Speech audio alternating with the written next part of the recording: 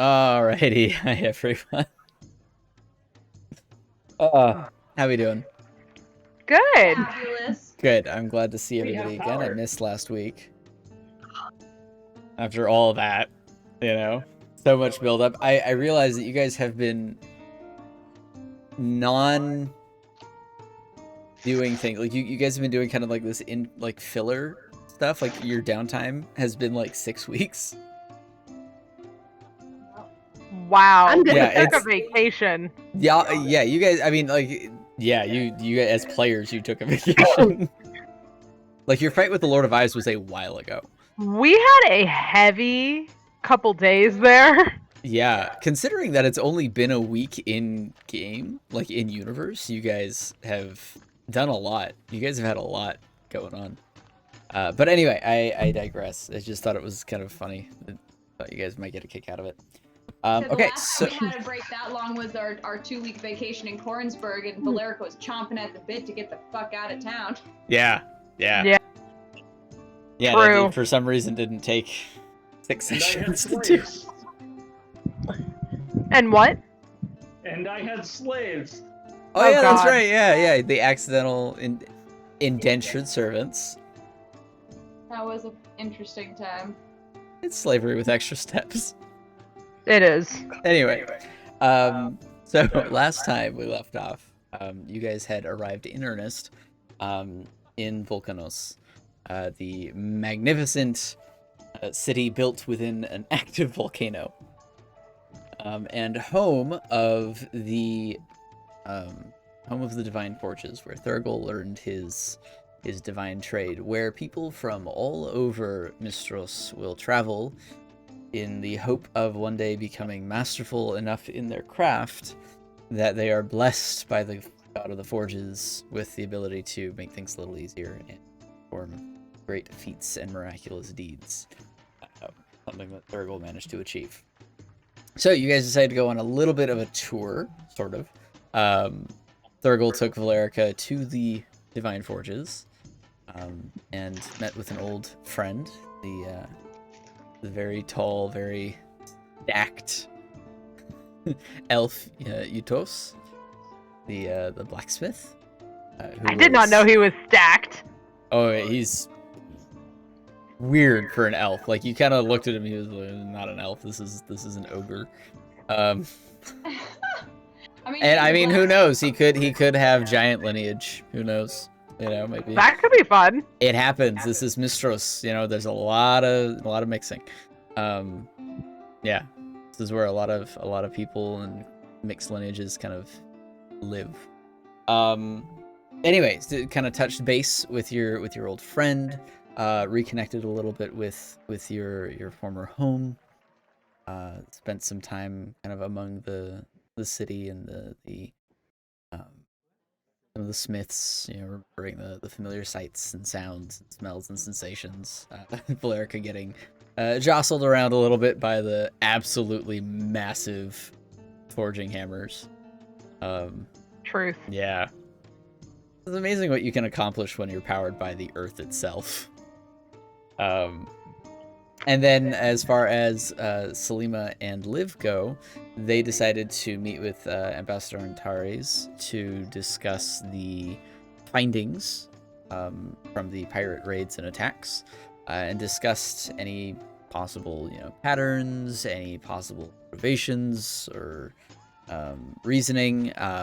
Learned a little bit about an ancient Mystrosi myth of a sunken city, because everyone's got one of those, and determined that you can't really see a pattern to most of the attacks, but with your map and your ability now to study it, who knows what you guys will find if there is anything to be found. Kind of ended off there with you guys preparing, Valerica and Thurgold still in the blacksmithing area, with everyone getting ready to go to the Takis, the military ship that was set to go on patrol that you guys will be joining. So, let us go ahead and do Valerica and Thurgold. What are you guys up to? I believe last we left off, we were in the middle of the conversation in the Elven guys, like, kind of private quarters, just Yeah. feeding in. So can you give us a bit of a play into our conversations, because it got cut in half? That's true. It did get cut in half. Yeah. So you guys had been asking about kind of the connections that others have been dealing with when it comes to the gods and why they've been so mysteriously silent. You did learn a little bit about there was a time a few decades back when the gods went silent as well, but found out that it was because it was a massive rager that they were all on, and just kind of, got drunk on the, divine wine and forgot that mortals existed for a bit. Like you do. Which was not a concern for the longest time when the gods were kind of quiet here. But then the temples started being attacked and the gods did nothing about it, so it's been a little bit more concerning. But yeah, as you guys are standing in the Master Armorer's private kind of area, and again looking around, you can see just a masterwork piece of armor like on every wall. Tight, intricate designs, amazing amounts of detail. Thurgle, your eye would immediately know that some of these are divinely forged and most of them are hand done. Because that's the kind of guy he is.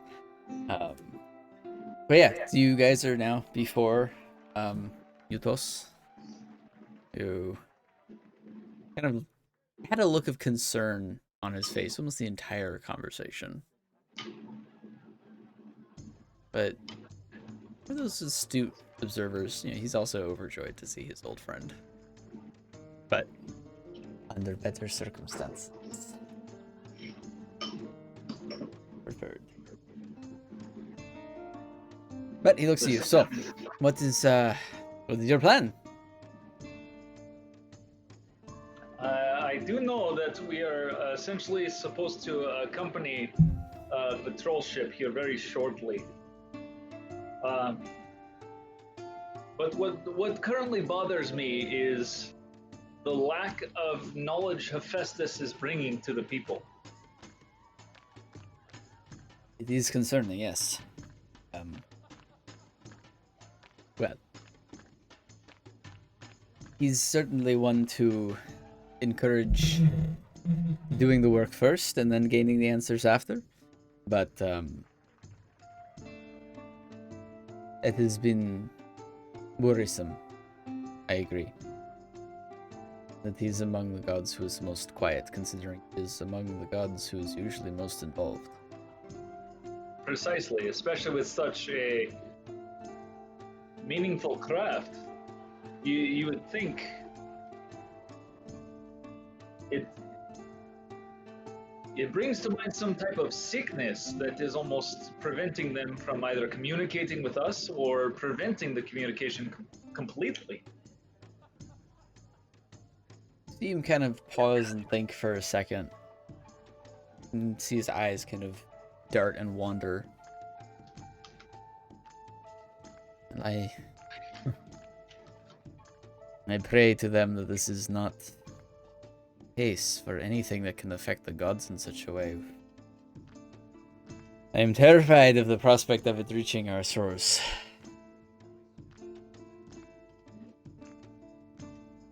Yeah, but the fact that it can reach our shores means it can reach any shore.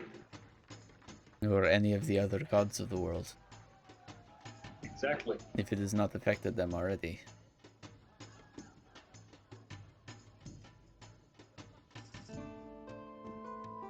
So remind me, with the new apprentices, those that are Yes. being acquainted with Hephaestus, they've been asking for advice, and he has been giving them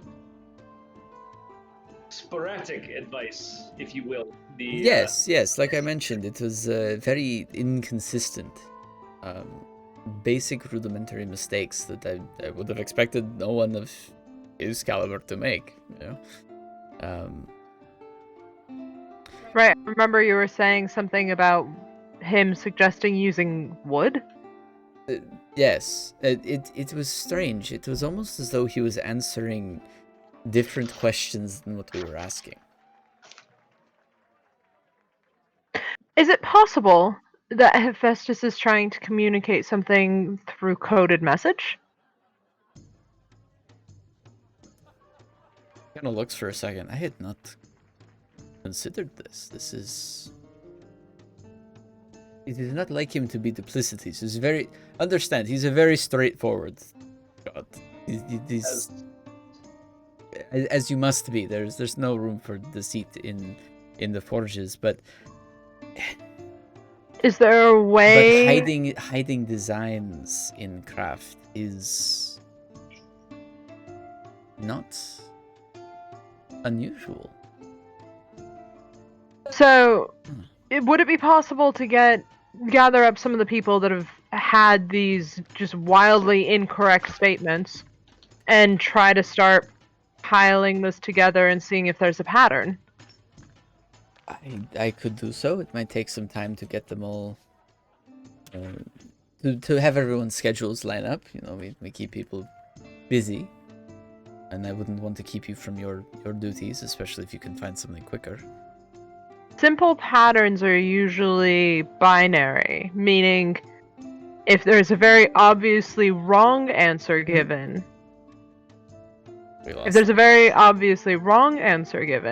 Yes. then replacing it with the one that is correct and doing it in sequence of events. We were thinking even something as simple as just... We know the answer to this already. Just put them in a sequence and see if a statement or a thought forms. It's an interesting thought.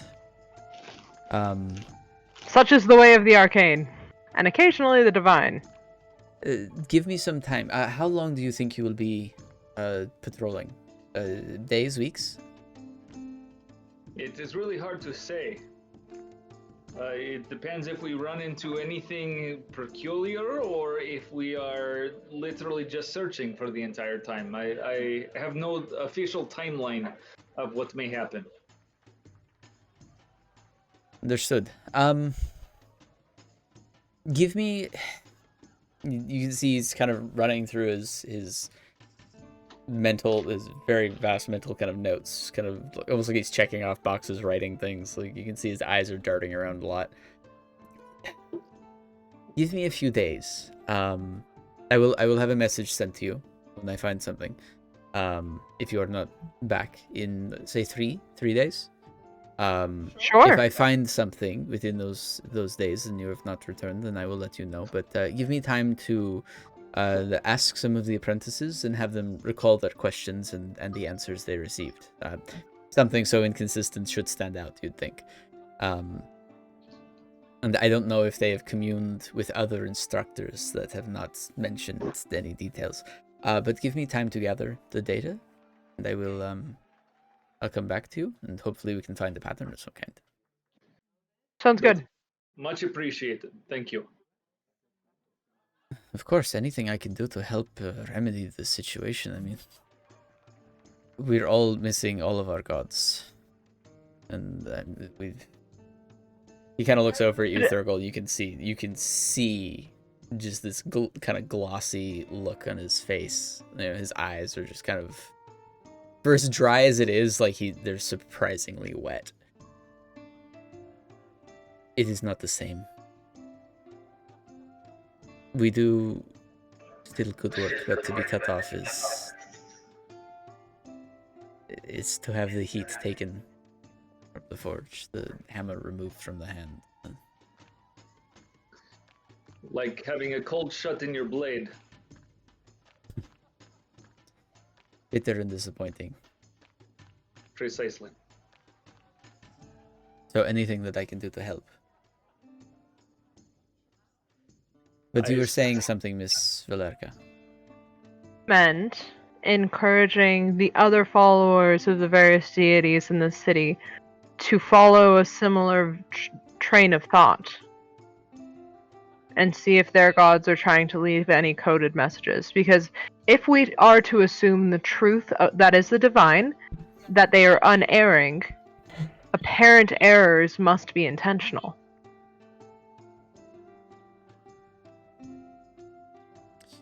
I think this is think this shows wisdom. This shows great wisdom, in fact. But something that would cause the gods to lie, to get a message. It's as if something holds them hostage. Okay. Which, if they're holding a god hostage, who knows what they're capable of? And who knows if we can even fix it. We will find a way. If a man can do one thing, a woman can fix it. You see him look at you with this big grin. It's funny you make such distinctions. Are women not equal where you're from? In some ways, yes. Greater in others. Always the case, wherever you go. But I have no doubt that a woman such as you would be able to remedy this. This with of course, Master Thurgle's. Of course. I kind of nod respectfully to Thurgle. He knows our god better than most. Right. And while it seems like our conversation is coming to a close, I will keep in mind the request about the cleansing stones. Ah, yes, of course. I'd almost forgotten the cleansing stones. With such dire news, it's good to have some hope. Yes, there's some light in the horizon always. Well,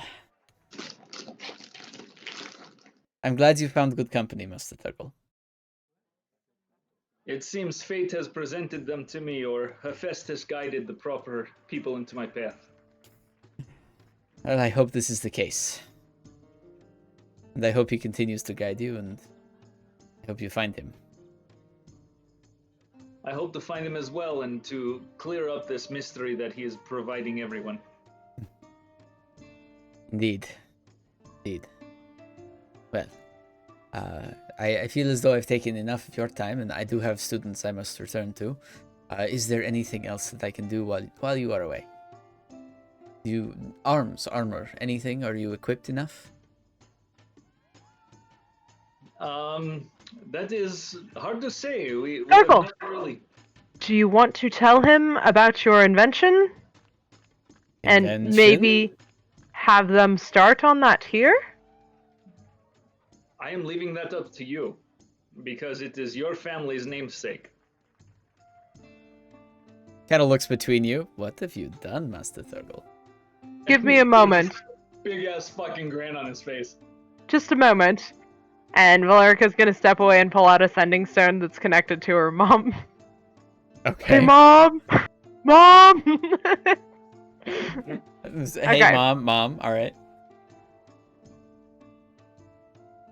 We're in Volcanos, and I have need of extending... Look, we need to make cannons here. You cool with that? Got 2 left. Love you. Okay. A moment or so passes. I'm glad you made it safely, darling.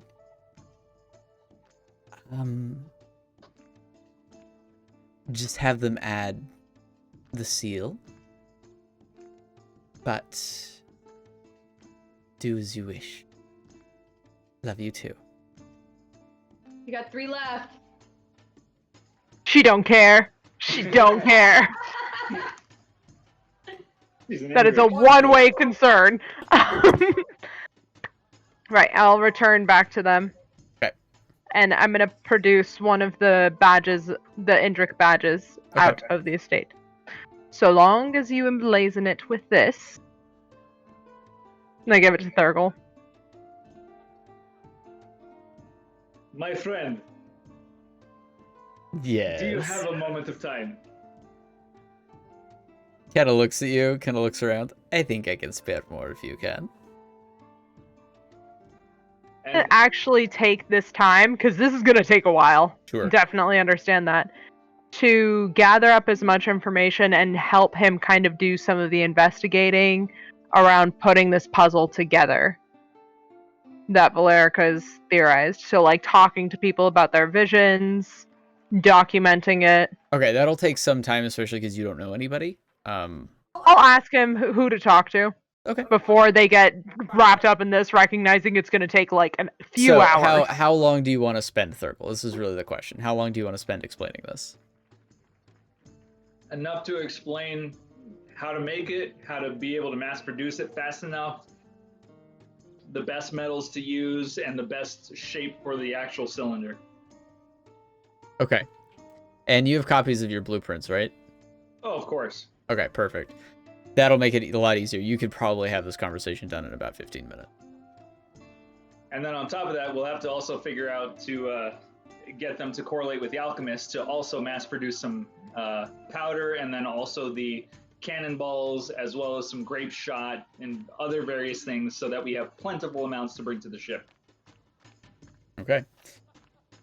He kind of looks around at the, as you're kind of explaining this whole process, you see his eyes just, they start wide and just somehow just keep growing, like almost illusion level, just growing wider and wider and wider. And he kind of looks over at you. Oh, the others are going to love this. But here's the thing. I did promise this entire design to the House of Indrik.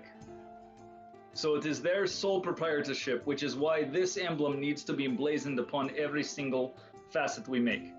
Understood. They are your financiers, of course. That makes sense.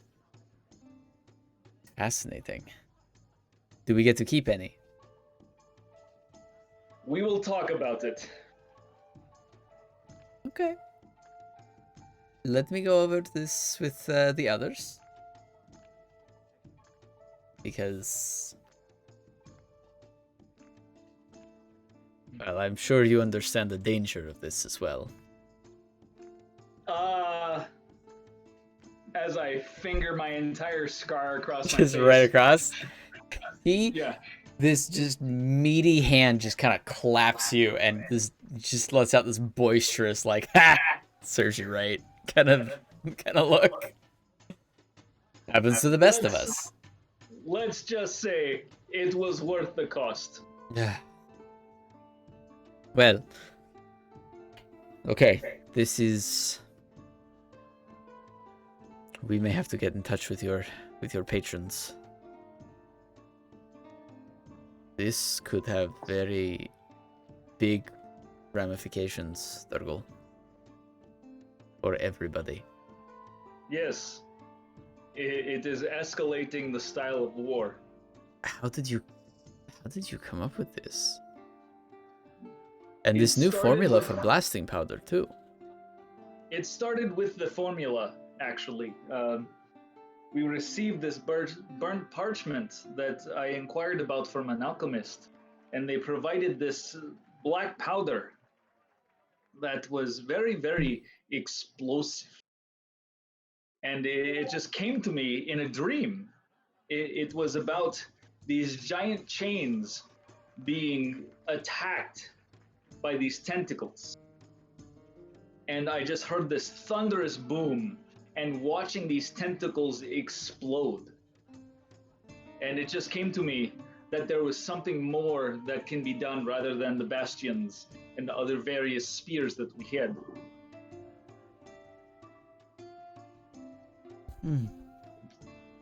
And therefore I have come up with this new design, which I call a cannon. I like it. Cannon. This name will be known everywhere. I'm certain. Goodness. Eventually it will, that's for sure. I think this is best kept just to the masters for the time being. I do not want an apprentice getting their hands on this and doing something stupid. If this were happened to me, imagine an apprentice. We'll have to find a new testing location. I am not testing this in the city. The last thing we need to do is anger the volcano. Huh. Yes, I agree. Oh. Thurgle, what have you done?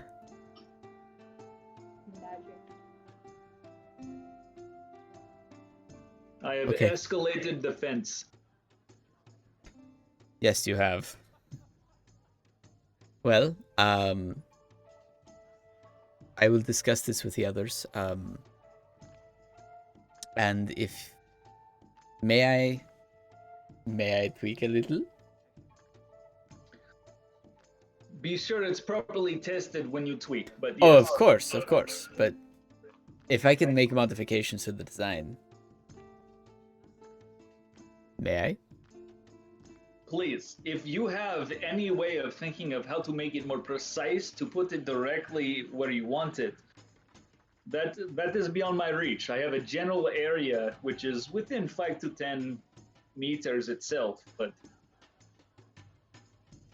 I will. As you know, I'm not the expert in weapons, but I mean, it's much like armor on the outside, but anything that goes within, oh, the others, Sturgle, the others will love this. Okay, we'll test it. We'll test it. And if we need to contact your patrons, we'll speak to you. I appreciate it. Because I'll be honest, I don't know how I feel about a foreign power having exclusive rights to this. It does put a bit of a risk into play against Mystros as a whole. I mean, I understand. not to say I do not trust in. Are you still there, Valerica? No, I'm No, you not. just kind of wandered off. Okay. This would be so awkward if I was there, just sitting there like, I'm just reading. Right. Not that I do not trust your judgment or your friends. Is not what I'm saying. But things happen, things get stolen. And if anybody were to steal one of these or the plans, this could be very bad for a lot of people. So let's try to do our best to contain this as much as possible. I understand completely. It has been a major concern since the entire beginning of this project that I have created. I have given them proprietary of it because I knew that they would not really know what to do with it. I mean, as sad as it sounds, they are very magic induced, so they don't necessarily need this type of project. So Understood. it was, I mean, when we came back after 6 months of being away from this fucking dimension, it was in a fucking barn covered in a blanket. Yeah. So realistically, You see his face just drop. And his eyes immediately dart to every piece of armor that he has. And you know that look. That is I'm now paranoid. I gotta check all my stuff to make sure that it's being stored correctly, because the idea of leaving something outside covered by a blanket made of metal is terrifying. That's a recipe for disaster. there was some rust to clean off of it, but it surprisingly kept very well for that duration of time. Well, I can see when you're casting it. This is very thick metal. I imagine all it would take is a good scrubbing, and it would... Assuming it doesn't take too much damage, it could last for generations. Precisely. I mean, this is essentially a giant pot. Yes, it is Cauldron of Doom. A very long Cauldron of Doom. Hashtag new name. Goodness. Well, Great band name. Yeah. you have given me so much to think about, Turgle.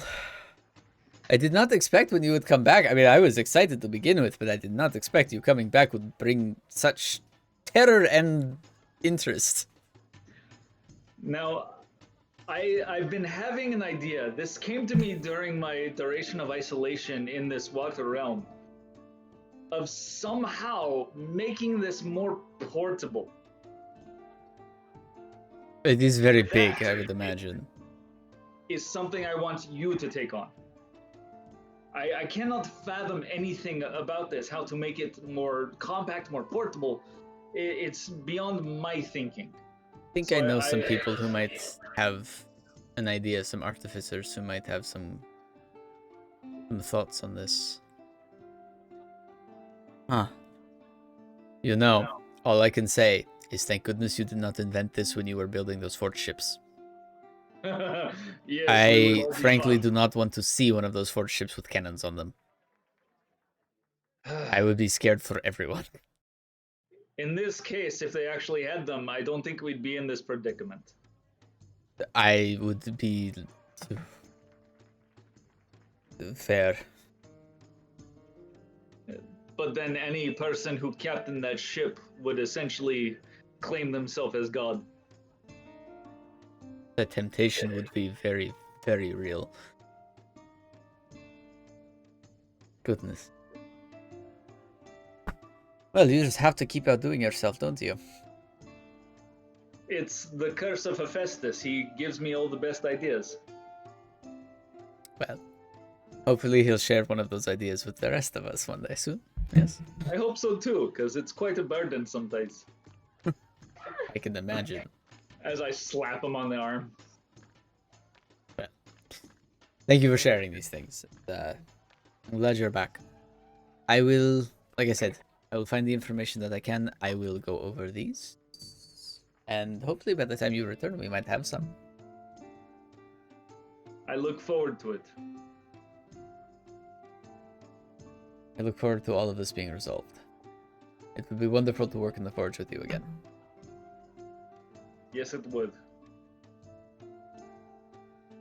I have missed you, my friend. I've missed you. Kind of claps a hand on your shoulder. Lingers for a moment. Gives a nod. Sniff. So, let's get you on your ship, yes? I think now would be the time. Let us see what Miss Valerica is up to. Okay, so. Valerica. So, you're wandering around looking around for people? Yeah, more just in a guided way, like, hey, who can I talk to start getting more information? Just doing some investigating. Okay. Even kind of a handful of names. To kind of go talk to and like kind of point in the directions of some people who might know some things. So as you're kind of wandering around, it is loud, it is heavy, it is cacophonous. For all of the smell of the forge that you're used to around Thurgle, this is Glorious. well, yeah, for Thurgle, glorious. For you, it is a mess. Yeah. And I mean, it is rows of apprentices all on different anvils making different things. You've got shouting and yelling, people carrying massive boxes of things, suits of armor flying left and right, you know, weapons everywhere. Like, it is not a safe environment for people who don't know what they're doing. And more than a few times, like, you have to get out of the way of very busy, very rushed, and sometimes very, very large people. There does seem to be kind of a variety of individuals from. So there's like lava moving through the forge, right?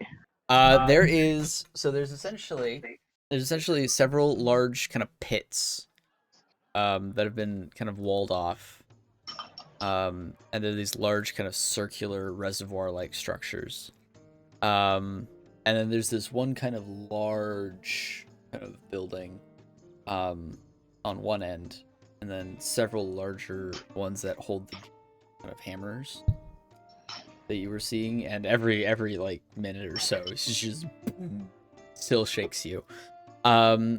There does seem to be lava flowing through some forges. Some seem to be pretty standard like coal forges, but there are others that seem to have varying forms of contained or controlled sources of lava. How they're getting it in there, you're not 100%. It does look like there's some kind of pipes or like an aqueduct system in some parts. It seems to work for them. And you can kind of see like the more robust forges tend to be the ones that draw directly out of the reservoirs. Then there's like a couple of small, like the apprentice forges, they have to deal with like, you know, coal-fired like pits. They don't get lava. They're not cool enough yet. They earn that right. But yeah, walking around, you were given you're given a couple of names. I will pull them up now. You have Nikos, Okay. who was described as a young human male. Okay. Medea, described as a young Goliath woman.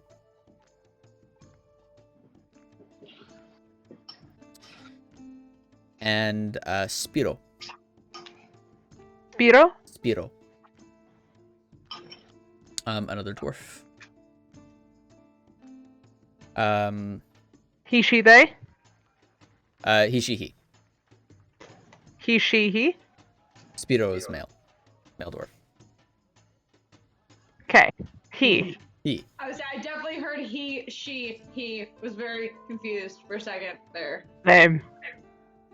All right. Anyway, fair enough. I may have misunderstood.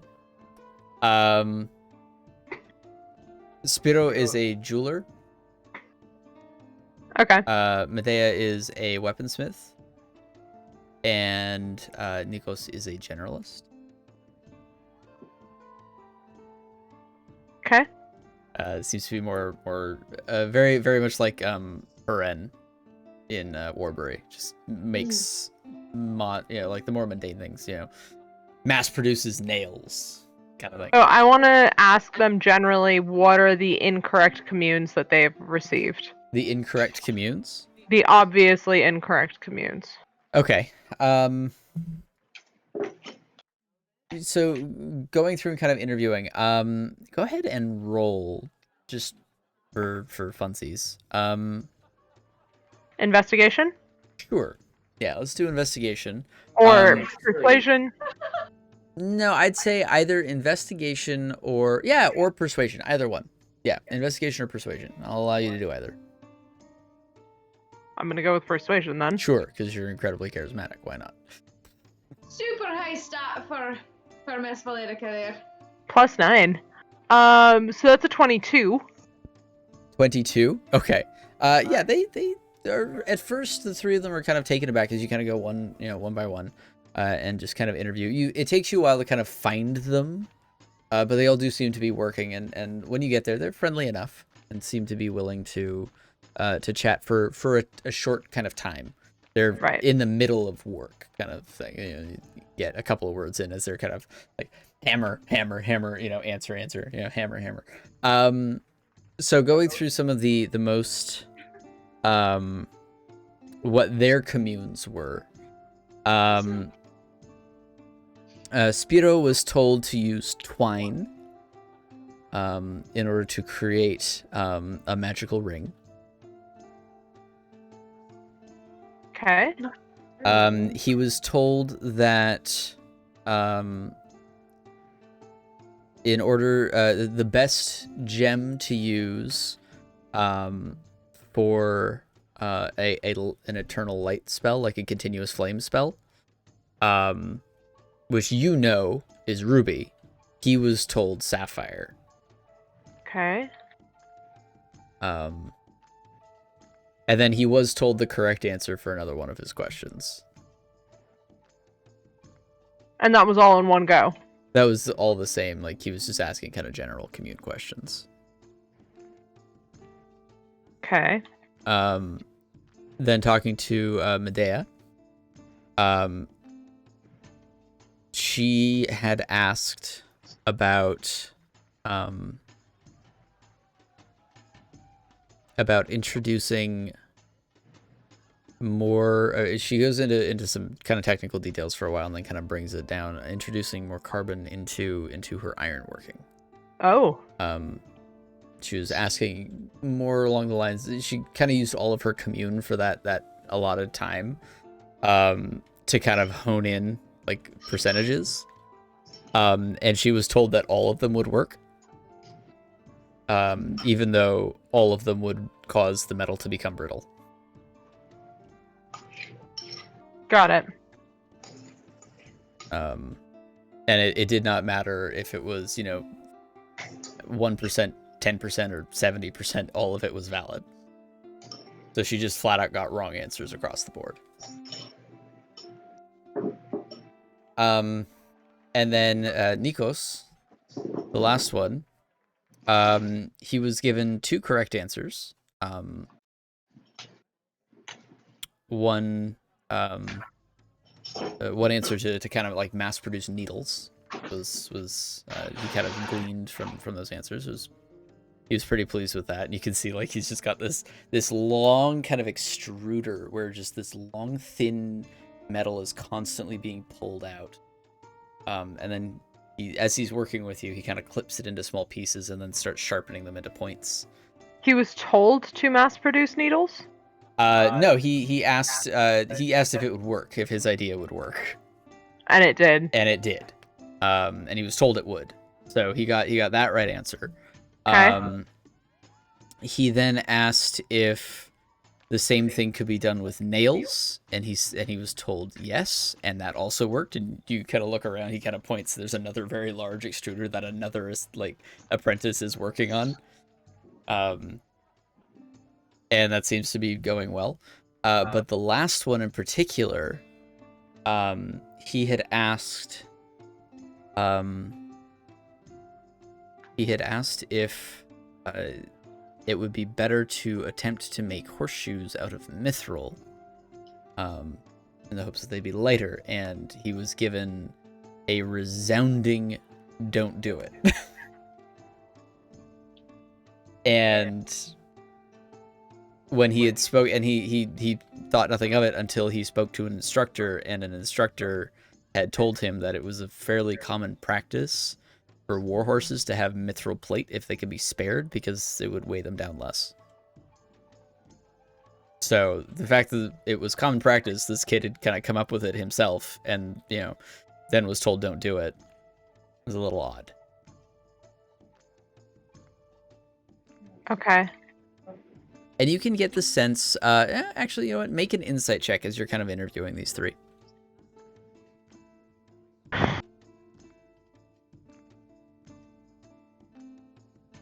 Oh man, that's an 8. 8? Okay. Rolled a 2. Rolled a 2. What's your passive insight? Passive insight is 16. 16? Okay. Yeah, as you're kind of just listening and talking to them, you can sense that there's a lot of confusion. Like they're very kind of concerned and a little off put, and you can kind of get the sense like there's some skepticism when they talk about Hephaestus, and the guidance that they could find from him. Well, yeah, he's giving them incorrect answers. Sure, yeah. Whether you think it's justified is up to you, but you can kind of get that sense like there's some loss of faith. Okay. Cool. I'm just gonna document all of that and bring the findings back over to them. Okay. As you kind of finish up, Thurgle is exiting the building. And you guys kind of reconvene right outside. And drop off the notes with the dude. Give him a head start. Okay. He's busy poring over what you recognize is Thurgle's designs for the Kenan. That's just what it's called now. Kenan. He's kind of poring over, and he looks over at you and kind of takes the notes. Hey, thank you for this. This is unnecessarily generous. Few minutes. Well, I appreciate it. Thank you for helping. I know you owe nothing. No allegiance to Mystros or our gods, but thank you.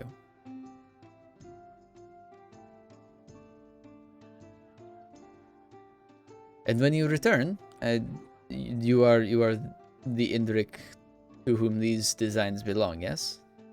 One of, yes. I think then you and I would benefit from having a few words about these things when you come back. Yes? Sure. Excellent. Well, I will not keep you, and I do have work to do. Can't let the forge grow cold, as they say. Always. We'll be seeing you. Excellent. And if I don't hear from you within those 3 days, I will send that message of anything I find. Right. Much appreciated.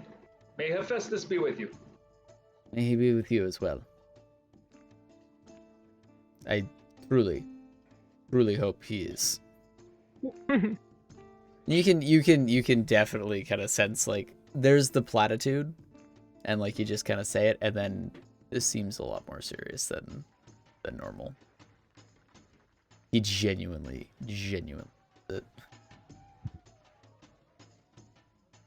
But eventually, you're let out. He rolls up, and you see him kind of lock away the new schematics and designs in a very intricate looking kind of safe, and then he leads you guys out. Best of luck on the seas. Thank you, my friend. It was great seeing you, and I hope to see you again very soon. I hope so as well. Now, if you excuse me, I smell a forge that is not burning correctly. Oh yes, it smells a little cold. Yes, that's probably not the worst of it. He turns and looks around. Excuse me. Hey, Lucas!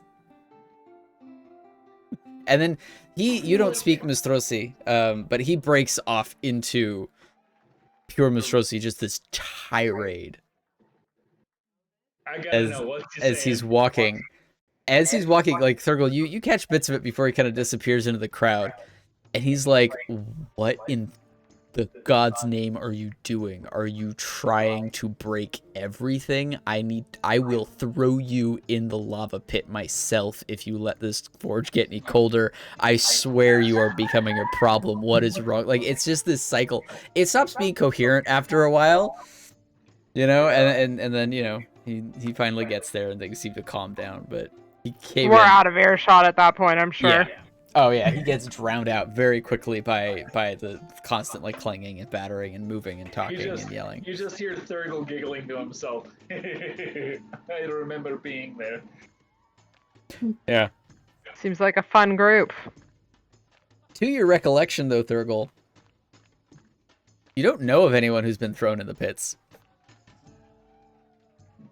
Not in my days, at least. No. Not sure, but that threat has not changed. I'm pretty sure I uttered it myself at some point. Oh, more than once, yeah. Would imagine so. So I'm gonna take the time to explain the threat to Valerica and what literally just happened. Okay. Cultural divergences. I've never thought of threatening someone on a regular basis to be thrown into a pit of lava. Welcome to my childhood. We all have different things that shape us. So, just so I'm keeping track, your friend has the schematics. Yes. The two in Warbury have the schematics. The house blacksmith in the Kornsberg estate has it, and then the Arcanists have it. The Arcanists have the black powder recipe. Oh no, while you were gone, the blueprints were circulated across a couple of the magicians and the blacksmiths, and they've been working together to make it more potent. Fair enough, then you have slightly more knowledge than I do. We should talk to my mother about it at some point. I haven't heard anything about how their developments have gone on. I just know that she was doing some tinkering.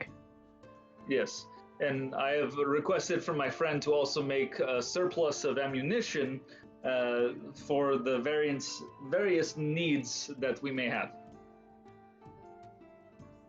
It's good. Okay. And we make our way back? At this point, yes. Yeah, unless you guys have anything else you want to do. Nope. Nope. Okay, cool. Yeah, nothing off the top of my head outside of possibly writing a quick letter to my family. Okay, yeah, no, so you can totally do that once you get back to your accommodations. Yeah, you head back, and it's probably by this point, still kind of early, mid morning ish. You guys headed out later, but eventually you do return, and you find Liv and Salima in the middle of conversation, with Antares going over a few of the maps and notes and reports and things. Ah, you've returned. Indeed, we have. Welcome back. So, did you find what you were looking for, Master Thurgle? More or less. Excellent. I'm glad. We were just going over some of the reports and the notes from the attacks. He kind of gestures over, and you see it's kind of a large map with like a bunch of circles and X's and writing everywhere.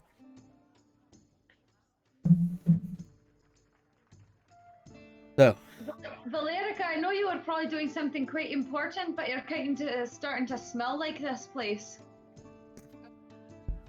Put my hand in. Use the cleansing stone. yeah, it's immediately cleansed. It's always such a nice, refreshing feeling. That's much better. It's one thing to smell this one smelling that way, but two of you at the same time, it was a bit overwhelming. Yeah, it was an interesting place. Just kind of lost in thought. It was the forge of my childhood. It is hard to want to use the cleansing stone right now. That's why I didn't offer it, I assumed. Appreciated. So we've been going over these maps in here that they brought us. Not really seeing any patterns. Is there anything that you can see off of this Thurgle? And I show him the same map with all of our markings on it and everything. And I'm like, do you see any pattern that maybe we're missing because we don't know this place very well? It's haphazard. The numbers go in one direction and cascade maybe 1, 2, 3 locations, and then they jump to a random spot somewhere else in the ocean and the coastline. It looks like a terrible scatter plot.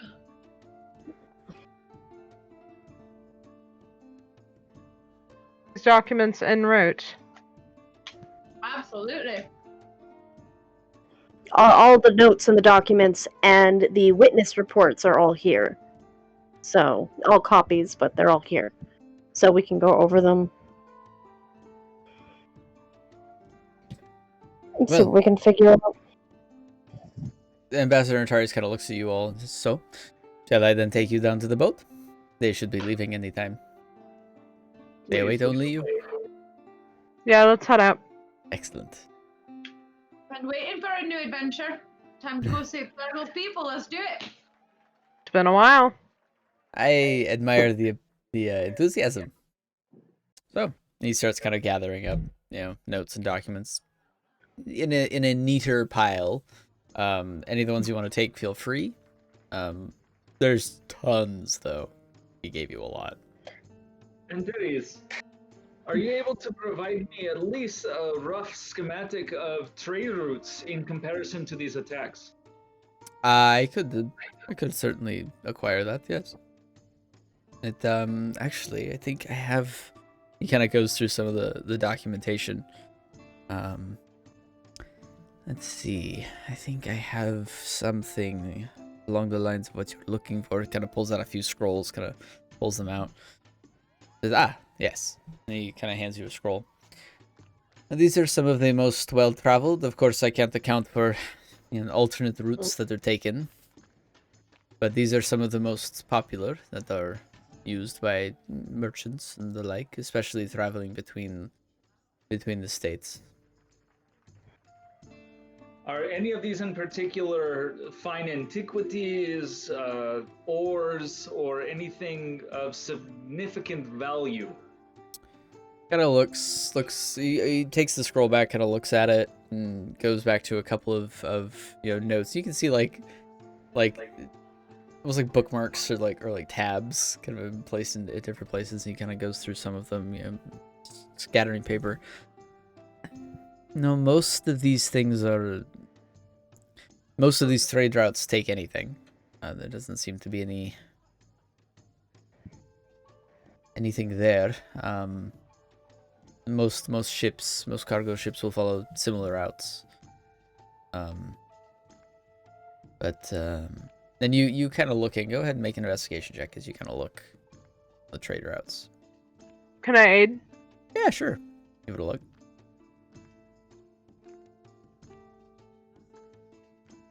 So both of you, or one of you with advantage?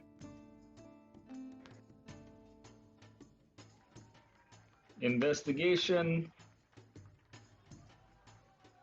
is whenever my internet loads on the iPad. And for me. 11 for you? Okay.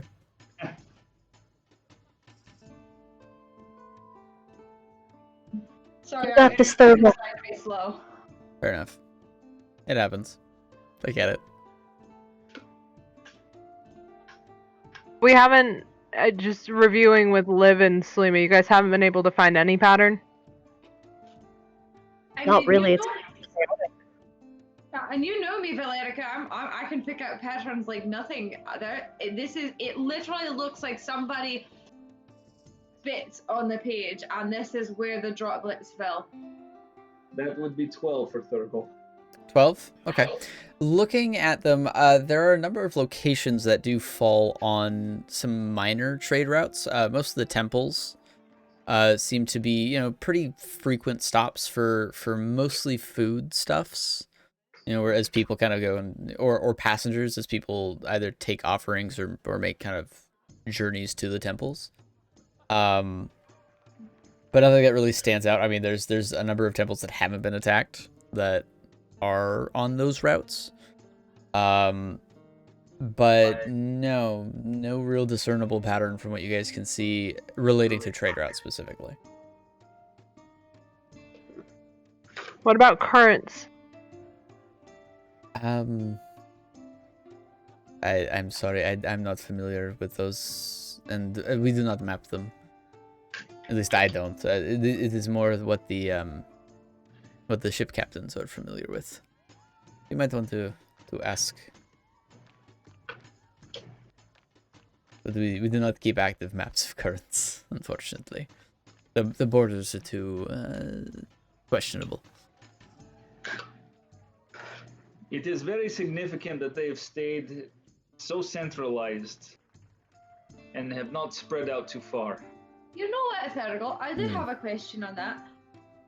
I feel like every culture has some sort of, and correct me if I'm wrong, I don't know your people, but I feel like every culture has some sort of story of like some magical sunken city somewhere. So we were told that. So, is this maybe some, like they're trying to find it and they're just like shooting fish in a barrel and this is where they hope it's going to be, somewhere in this part of the ocean? Would I be able to recollect that kind of story? Make a history check for me. Oh, great, my strongest one.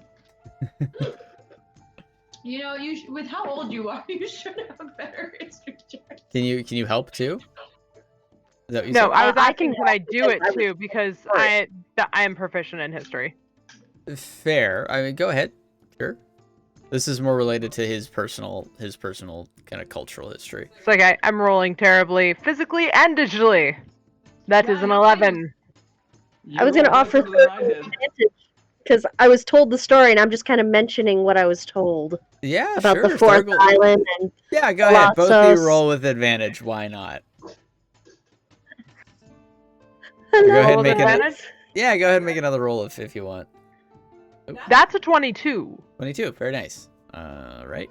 I will wait. I for them like to come think back. that like halfway through this, she says something like a name, and I'm like, I read that name. That's funny. All right. So what's your Sanctity second roll? Island, Thurgle. arrogance. Not much better. I rolled an 8. 8. Okay. So all right. So two completely separate answers. For completely different reasons. Okay, Thurgle, you recall these stories. You recall like a very old kind of child's tale that you were told, at your age a long time ago, and mostly forgotten. You know those stories you hear as a kid and then you kind of forget, and as an adult you're like, what was that story about?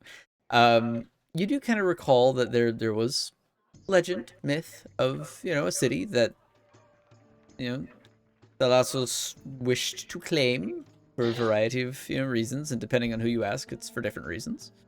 Some people take it as possible historical fact.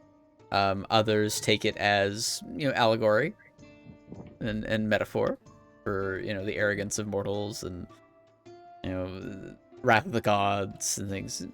No word as to like it is kind of where it theoretically would have been as far as the stories go. There was kind of part of the legend is that one of the siblings of these two isles that sit in the ocean, because you've got mainland Mystros and you have the siblings. There was myth and legend of a third, possibly. And it would be about here, probably. But most of it is kind of steeped in story and folklore. And no X marks the spot or no rhymes that are like, go west along the bank, Thurgle is going to embellish that story of all of that and essentially accentuate, and X marks the spot where the island should fucking be. I don't remember. All right. Okay. As for you, Valerica, as a student of history, you did have to learn history. Most of your focus has been more specifically on Albinor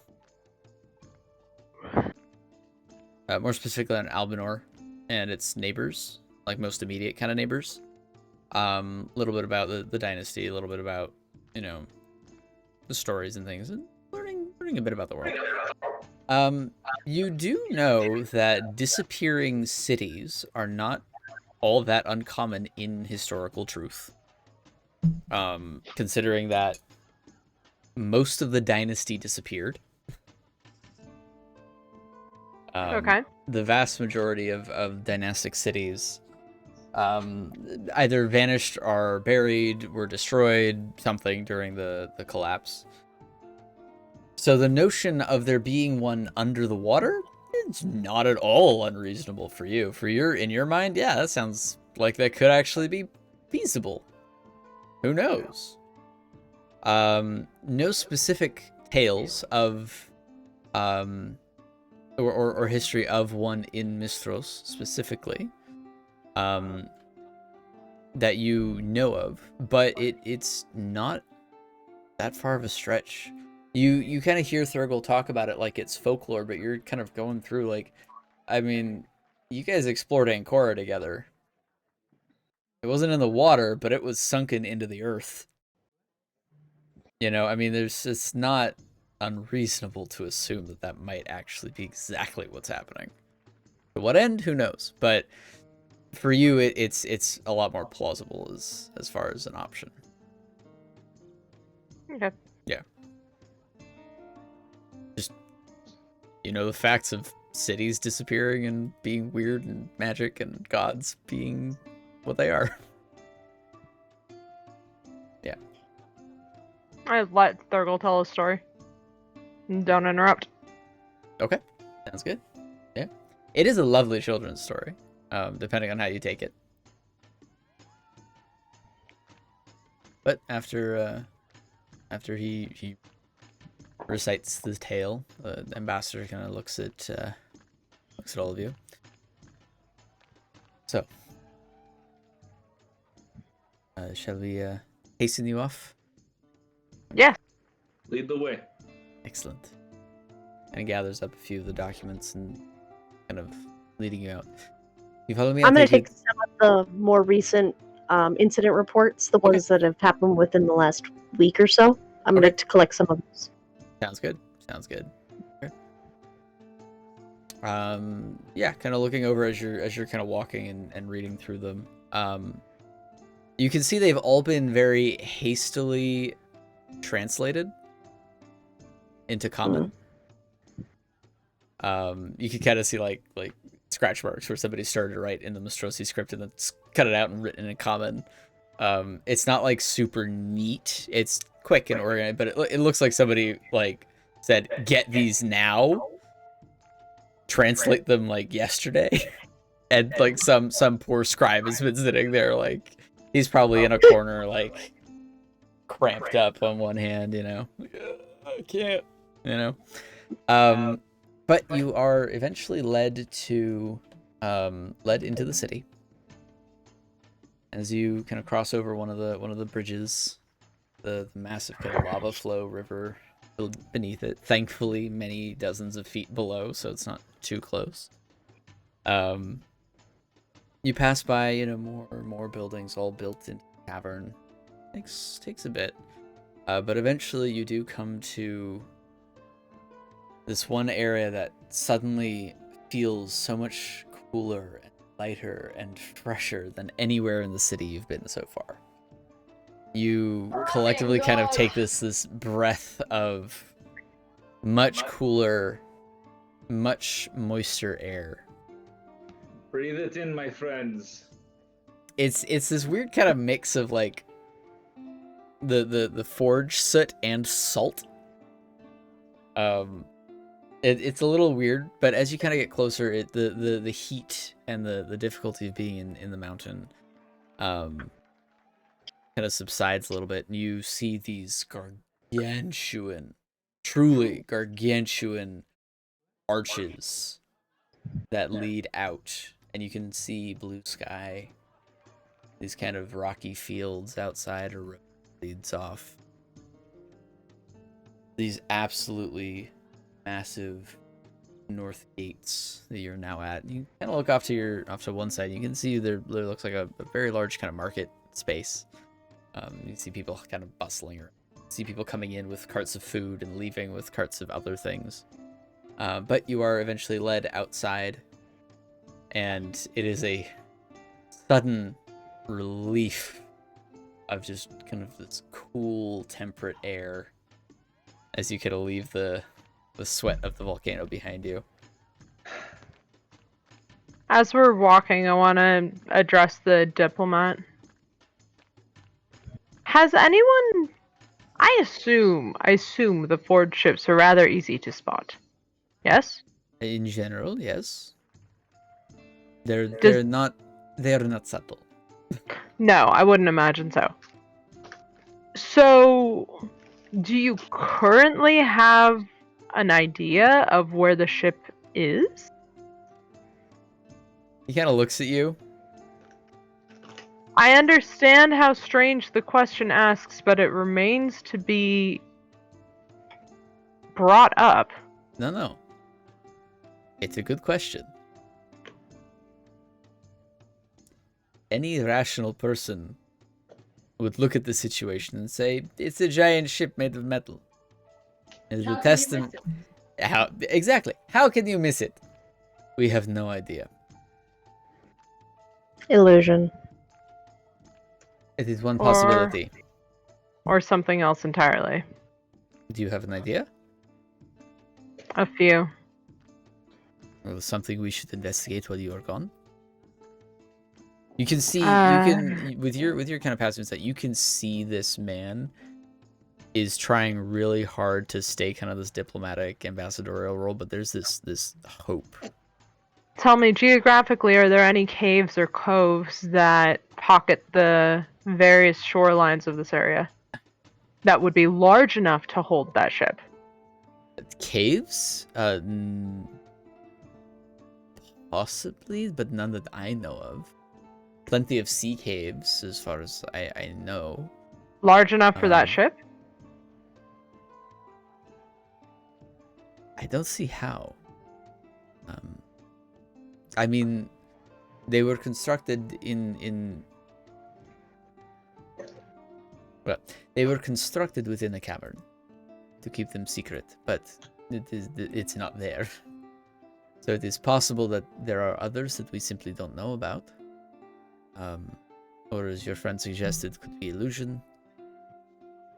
We're at a Sustaining loss. an invisibility field that large would require, for let's say 16 hours on average, would require either a very powerful artifact. I don't know if you have any powerful artifacts that have gone missing lately, or a very powerful magic user that is using their dedicated time and energy to exclusively shielding it. Now, there is one more option, which would technically require less experience of a magic user. What is this? It's underwater. Kind of looks at you and then looks at Thurgle.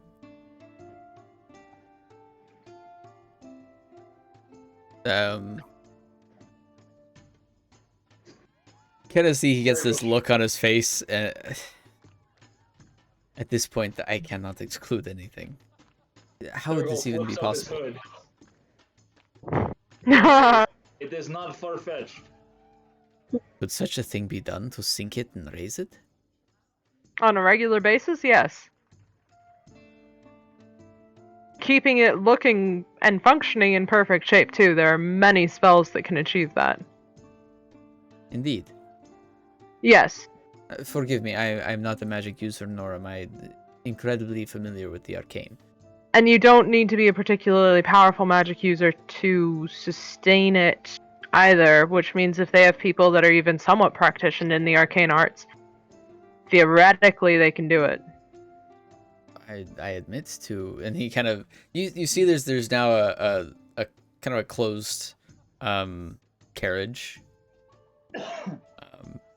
It's sort of closed. It's got this like kind of heavy drapery on either side, very airy. So you never really it's as you kind of step in, as he kind of leads you all into it, you can see through the mesh fairly well. And you guys can see that you guys are on top of like a whole range of cliffs, and it just kind of drops off. You can see the lava river kind of flows off the side, and you can see kind of steam rising from one portion where it hits the ocean. You can hear that like roll of the waves. You can hear super birds. Casually as he's freaking out. I mean, the other option is planar teleportation, but that's just the headache. As he kind of leads you in. So well, what spells? If I know, then I can potentially ask. Well, one of the easier ones would be control water. People can move and manipulate water at their will. And if you have enough people doing it, they can pull a bubble around a ship and drag it down into the depths. Interesting. And I do know that some practitioners who worship the Lassos can do such things. But to have so many of that number, or if it can be studied, then I suppose that wouldn't... It can be studied.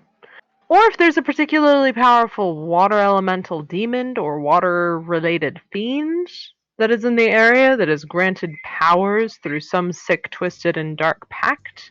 There are a great number of monstrous things that live in the seas.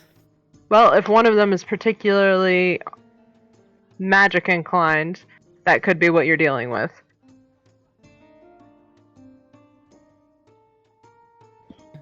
But to hide such a thing, surely it would be so powerful. About how large would you say the ship is? From end to end. From end to end? About 200 or so feet, from my knowledge.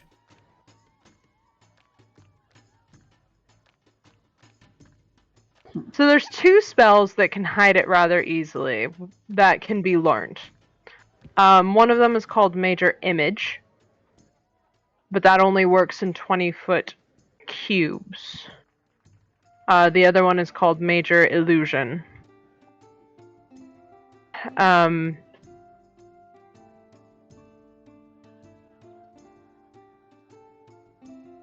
Both can hide it.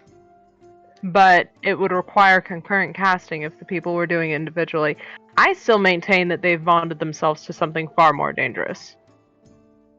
So you are thinking that they have made a pact of some kind with a creature that wishes us ill. Or a chaotic or evil entity of a deity status. Yes.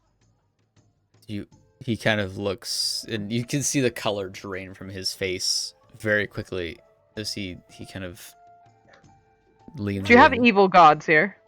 Well, I mean, we do have questionable ones, but do you think any of the other gods might be attacking?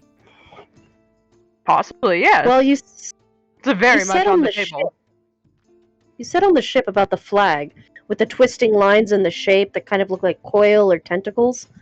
Do you have a demon or dark entity that would use that as possibly them to pay homage while they wreak havoc? You can see that his eyes are completely closed. He's all furrowed and wrinkled. He's kind of rubbing his brow. What is this flag Apologies. you speak of? It's the flag they fly. Oh, it is The black. is one of the flags that we've seen pirates use. It is not a symbol that I know of, nor any of the signs of one of the gods. Not that I'm familiar with, at least. Would Thurgle recognize this flag's insignia? I gotta make a history check. I'm going to describe it. I'm going to describe it, so maybe there's an advantage. It's jogging your memory. Twisting lines, a shape. It looks like coil or tentacles. Actually, you know what? Do it with advantage because you used to be a privateer. You would have studied flags of known groups. Are Like you any known fucking cruise. kidding me? Did you roll 2 1s? I rolled a 1 and a 2. Oh no! You're really flustered. Yeah. You're really flustered. Well, to be fair, this guy just subtly indicated to you, Thurgle, that the other gods of the world might be attacking yours. I say all of this is hitting far closer to home than Thurgle wants to admit. But looking at the flag, and you kind of run through, like, you go through, like, every flag you ever memorized of every pirate group and crew and gang and, like, conglomeration. Like, you go through it, and you try to remember, like, all of them. You do recall it. You don't know what it is, but you know that symbol. I have seen the flag, but I don't remember where. Yeah, you do.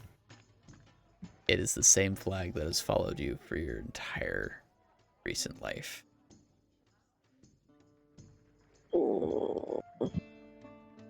Wait.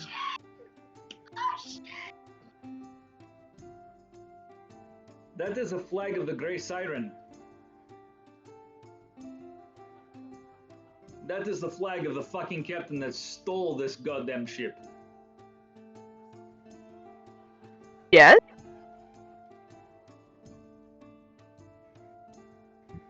Motherfucker.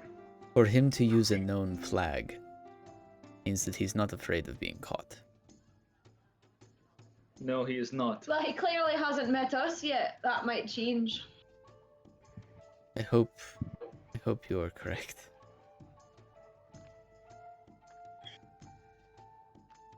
I'm not sure. He was whether or not in to our... ask. Understand, that ship was not in any of our known lists of active pirates.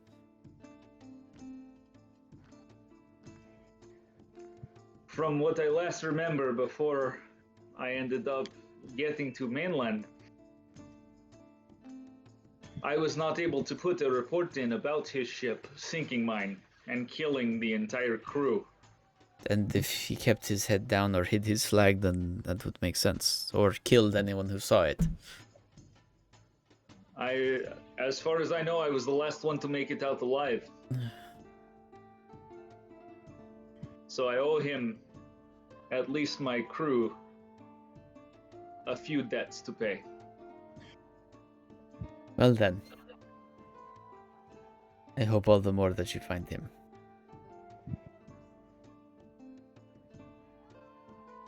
Alex.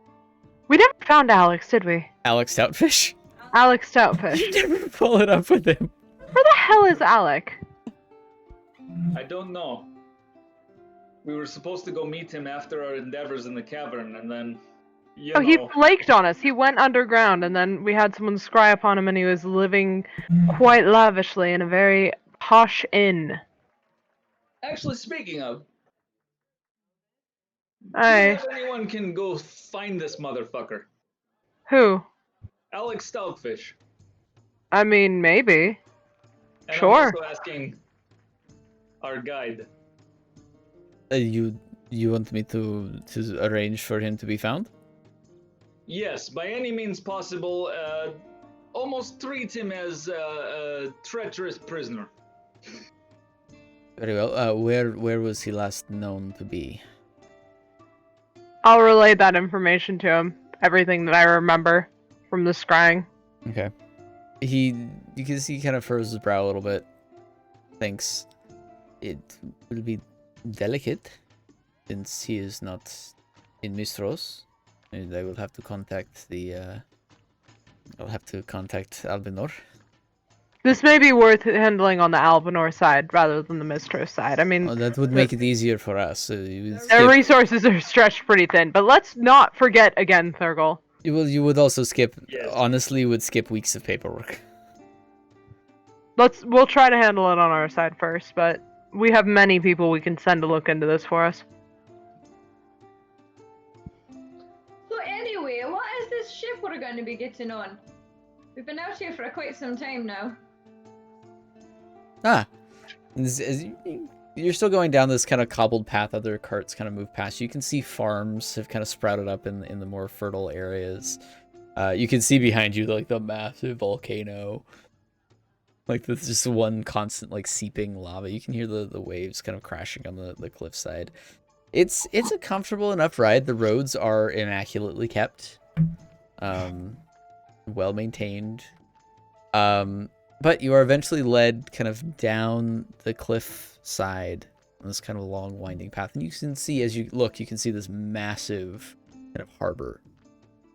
These huge kind of tracts of wood with dozens of ships, fishing vessels, cargo vessels, warships, scout ships, passenger boats, all kinds of things. There's all there. It's this massive bustle of people. You can see carts and wagons and you know, load-bearing animals all kind of moving boxes and crates and things around. You can get that fresh smell of the sea, very salty, a little bit fishy in the air. You can see like just massive tracts of fish are being pulled onto land from different boats. Crates, barrels, boxes, all manner of things being carried around. It is a very busy port area. As an excited child, Thurgle is going to be pointing out every ship, every detail, every little fucking thing that he can see. And We allow it. Yeah, and in a startling display of proficiency and excitement. Yeah, Thurgle points out, you guys learn a lot more about ships in these few moments than you've ever learned in the past. What makes a under her breath to the rest of the group, being like, "Now you know what it was like in that water plane. Welcome to this level of existence, my friends." That's funny. But going to I welcome the education. What was that? I said I welcome the education. We're going to be stuck on a boat for a while. But you're eventually taken forward by this carriage as the ambassador kind of leads you out and starts kind of moving towards, and you can see as he kind of gestures, my friends, this will be your vessel for the time. This is the Takis. And you guys see this kind of long, ornately carved wooden boat. This one kind of like fish-like tail kind of coming up on one end. You see this kind of sharp point that goes into the water, and you can kind of see as it kind of rises and falls a little bit with the current. You see this kind of large ram-like thing out the front.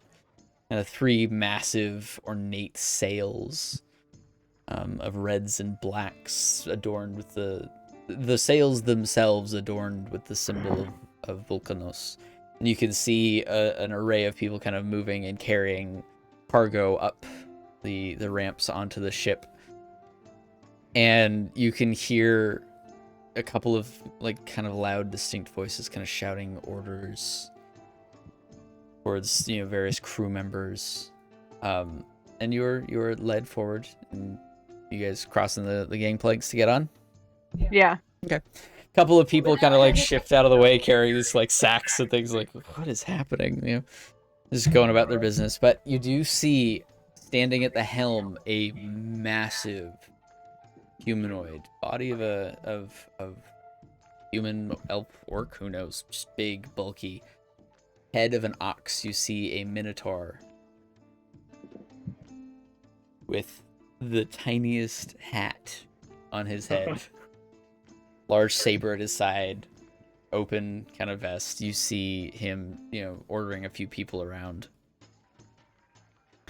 This kind of stern, kind of deep, kind of voice. You can see like adornments on parts of like a bandolier and a sash that he has. Various kind of medals, and looks very officious. And his orders are kind of clear and calm. You get this kind of sense of a very profound kind of military background. As the ambassador kind of leads you up, he turns away from one of the crew members he was speaking to, kind of stands at attention. Ah, ambassador, welcome. He kind of looks over at all of you. Are these our passengers? The ambassador kind of looks back and says, yes, these are, well, this is Master Thurgle. He is native to Mystros. This is Lady Valerica Indrik. This is Selima. Just Selima. And this is Lady Liv. They will That's be... right, the one and only.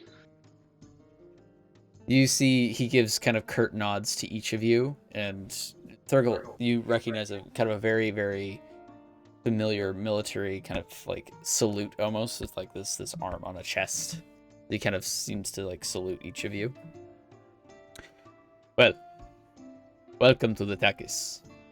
I hope you will enjoy your time. I am Captain Adamus.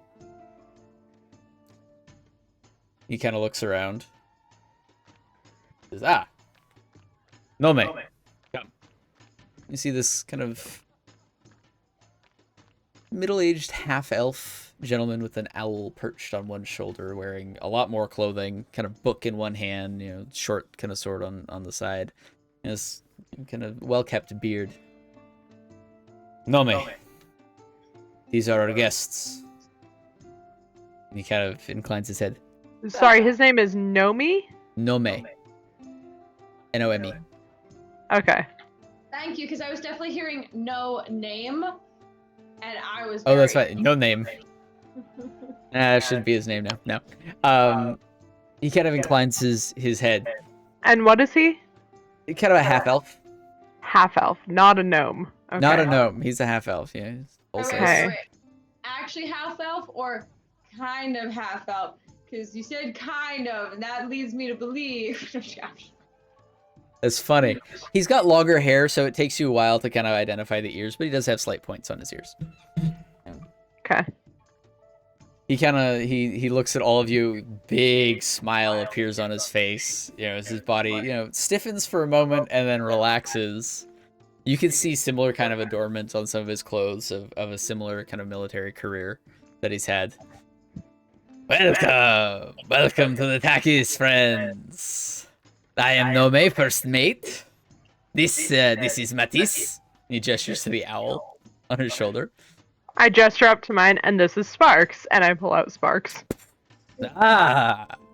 Mine does not do that, but he's got sharper eyes than yours, I bet. I wouldn't bet against a dragon. I say you might offend the poor creature. Be careful what you say. It's all in good fun. It's all in good fun. We are friends, yes. Yes. Excellent. Well, it is good to have you on the ship. I love Sparks.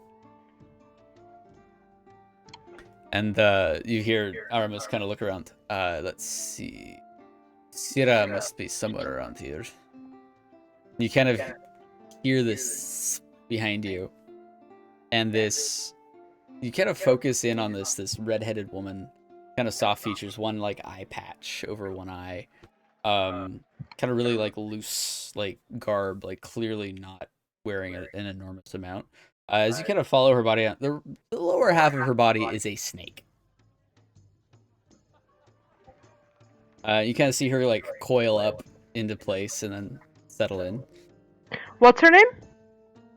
As she kind of inclines, gives that similar salute. My name is Syrah. C-Y-R-A. Got it. Good to meet you, Syrah. And you. I take care of the crew and the equipment. Quartermaster. Yes, and bosun. Tit. She kind of looks over at Aramis, who gives her, a slight nod. Have any of you been on a ship before? Then you know what awaits if you make trouble, yes? Yes, I do. Excellent. You kind of see her tail kind of emerges, and you can see that they're attached to the end of her tail are these, like, lash-like implements with these little tiny bits of metal on them. I am not beyond punishing even guests if you make trouble for my crew. Yes? Is that a threat? It is ship regulations. It is a requirement for passage. Just like I have no problem punishing them should they bother you. I see. I understand what you're saying, but you're saying it in a far less friendly manner than everyone else we've spoken to. Well, somebody has to keep them in line, yes? Kind of look over to the really chummy, what's his name? Gnome. Nome. Nome. Gotta change that in my notes. Put an Gonna be accent on the E or something. Yeah! Doing that right now, because it's gonna get bad. Nomi. Nome? He's just gonna keep being Nomi unless I change it. Which, I mean, that's fine. You probably wouldn't mind. You kind of look over at him? Yeah. Okay. He kind of looks, he's got this big grin on his face. Nah, Sierra, stop messing with them. They're friends. Yes, we're all friends. Oh, look at the captain. Is he just deadpan? Just absolute deadpan on his face. Thurgold Roll an will insight check. Turn and address the group. When we are on the ocean, we are not technically bound by laws by the land. So sometimes orders need to be kept in specific ways. Quartermasters are to see to that order as they see fit.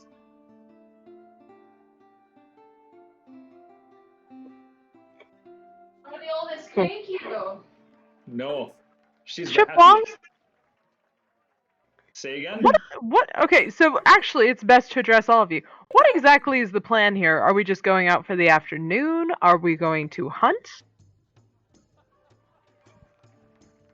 The captain This speaks is up. an open question. The captain does not wait a moment for anyone else to respond. You are joining us on patrol. You will be with us until we return. For how long? Yes. Depends on what we find. Could be days, could be weeks. Thurgold, your people are really great with details, I must say. it is not necessarily our people, but the trolls themselves. We are commissioned how for long 1 are the month. rations for? Oh, Probably not going to stay that long, I'll be honest with you. Well, then I should drop you off at next harbor, or you can stay here. I'll make my way. You gonna start walking? So you said? No. No, I said I'll make my way. Oh, okay. How long do you have rations for? Well, as I said, we are commissioned for 1 month. Captain, do you understand who we are and what we're doing at all? All I know is the orders I've received is to take on passengers who are uniquely suited for the things we are hunting. Right. As to who you are? No, I don't. Let me guess, you also don't really care. I did not say that. I just don't know who you are. That is something you start to learn on the seas. You can't get to know someone on land. Too much stability. Not enough change or chaos to show who they are. It's an interesting perspective. Smooth seas the sailor never made. True, but we've had plenty of chaos on land, wouldn't you say? I've had plenty on a boat. Do we have lodging? Of course you do. You're our guests. May we see it? By all means. Sira? And she kind of inclines. Yes. Come this way. She kind of Can I furthers off. size her up as we're going? Size her up how? Just visually, like walking behind her, like really trying to get a good understanding of how fast can I kill her. She looks faster than you. She's definitely bigger than you. By like a considerable amount. Tail to like head to tail tip, probably close to about 15, maybe 20 feet long. Okay. Doesn't appear to have any weapons on her. That's almost more concerning. But you can, other than the tail, which kind of like trails along, like on the boat. And I'm not like projecting murderous intent as I'm doing this. Just kind of like trying to gauge a threat level. Fair enough. Fair enough. She comfortably kind of roll an insight check. Oh, dice. Please be nice to me. Oh no. What'd you get? That's a 2. 2. Wow, Wow, you that's guys are rolling loaded. 8. That is an 8 total. 8 total. I thought we were You're gonna be going to married bed. tonight. Jesus. Okay. Well, she seemed to comfortably kind of turn her back to you. You know, she hasn't made any threatening moves or motions. Like, when she was addressing you, she was very kind of stock still. Other than kind of showing you her tail lashes. But she didn't adopt any, like, threatening postures or even a snarl on her face, really. She just seemed very calm and it seemed very matter of fact. So whatever you make of that, you know, what you make of it. But she leads you down the My passive investigation 17. passive insight though. Passive insight 16. Okay. Yeah. You didn't get like murderous or hostile intent. Just don't mess with my ship and my people. Kind of But intent. no definition of what that means to her. No, like you have no insight as to what counts as an infraction for her. I'll ask.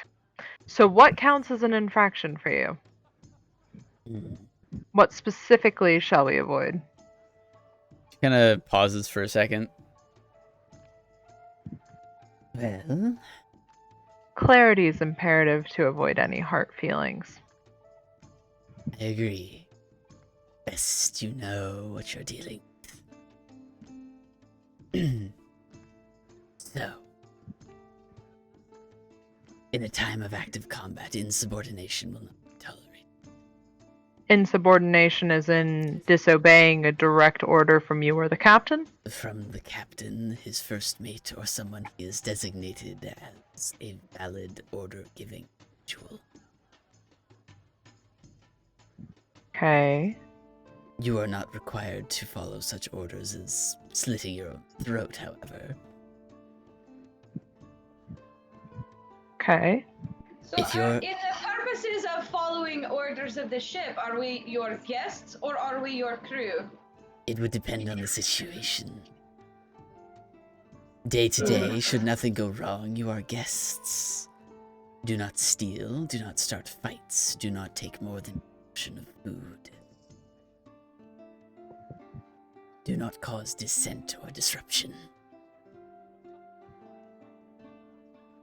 In a time of conflict or combat, you are to follow orders as any other crew member.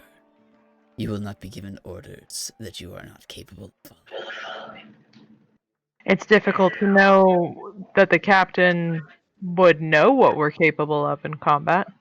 He's very good at sizing people.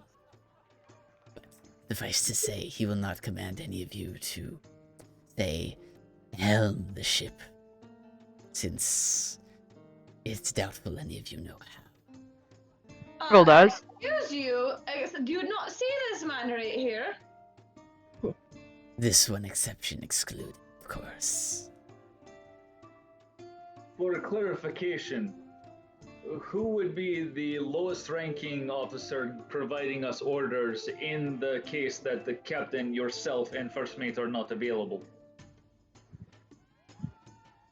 Kind of thinks for a moment while the GM looks up the name. You're gonna ask? Are you gonna ask for every single crew member's name? No, No. just essentially the least. Who do we need to know? Quartermaster. Okay. It's just pretty much who do we need to know? Because essentially Thurgle is assuming that it's that person and then Thurgle. We need to know who's Fair. gonna get in our way. Fair enough. Fair enough. Tell us what to do. No, that totally makes sense. Okay. She thinks for a moment. You can see her like genuinely thinking. Should something like that happen, then you would probably want to listen to Pelagia. She's the cook. Sorry, that's actually Liv laughing too, because that's just funny to her that the cook would be in charge of the ship. These are her retirement years. She used to captain a ship herself. You just see the plainest look on Thurgle's face, just understanding the hierarchy of everything and be like, okay, perfect, thank you. Does she make? What was that? What type of food does she make? Edible. She does try her best to make the food palatable for everyone. Sweet. Liv whispers under her breath over to Valerica, "Don't worry, I grabbed a bunch of food from inside the volcano. We're set." Kind of chuckle. Are you trying to be stealthy with that? No, not even a little bit.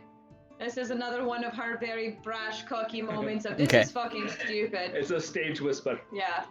Okay. I'll need to know what those food supplies are. Oh, good lord. And I just open the bag and like shove it in her face. Is that good enough for you? She looks around. My suggestion, keep these to yourself. Did we? I wasn't planning on sharing it with anyone but my lady over there. Don't flaunt it, is all I'm saying. I'd hate to lash someone over something like this. Virgil, Guess? what the fuck? When you're at sea and you have limited rations, you'd be surprised. I rarely I lash tried to guests. share this with someone and they got caught with it. They'd get in trouble. That doesn't even make any. Not necessarily that. It would be the other crew members trying to take it from you. Exactly. Well, I'd like to see them try. He's clearly been on a ship. Trying to make up for lost knowledge, honestly. Am I to gather that your brusque nature is largely due to the import of your station? Or your culture? Yes. I'm like straight up just asking her questions, like... You can't just tell people how your characters feel. That makes me feel angry. No, I love this. No, this is basically Valerica being like, are you a bitch because you want to be a bitch or because you've been conditioned to be a bitch? Thurgle will actually sort of step in here and be like, For this, With earnest intention. Like, this isn't me trying to be angry or nasty. I'm just Oh, yeah. waiting for a response. Yeah. but Thurgle will be like, Valerica, for this in instance, in order to run a ship appropriately, to make sure that your crew and everything runs as pristine as possible, sometimes you need someone to, as he points to her tail, crack the whip on those that are not willing to follow orders to make sure everyone can survive. And there are some people that are more adept to take that position than others. Looking to her for validation. Kind of, you realize that in this time when she's not like actively speaking, she's kind of fallen back a little bit on like whatever accounts for like a butt. Like she's kind of coiled up and she's kind of like sitting almost. Like this seems to be like a formal, like she's got her hands like clasped like at her like at the ready kind of thing. Like she's adopted a very kind of stern position. Mm-hmm. As she kind of looks and she kind of gives a very curt nod as she kind of closes her eyes. Discipline is needed. Most of our crew won't be a problem. But sometimes, yes, the whip is needed. To ensure Is there any crew members that you recommend that we keep an eye out for? none of this crew. Okay. We did a fairly decent job in weeding out the weak links for this expedition. Can't have potential deserters or insubordinates when dealing with a crisis such as this. Let alone mutineers. Indeed. Practitioner of the arcane, or do you prefer martial combat? I do not practice any sort. Merely what you see before.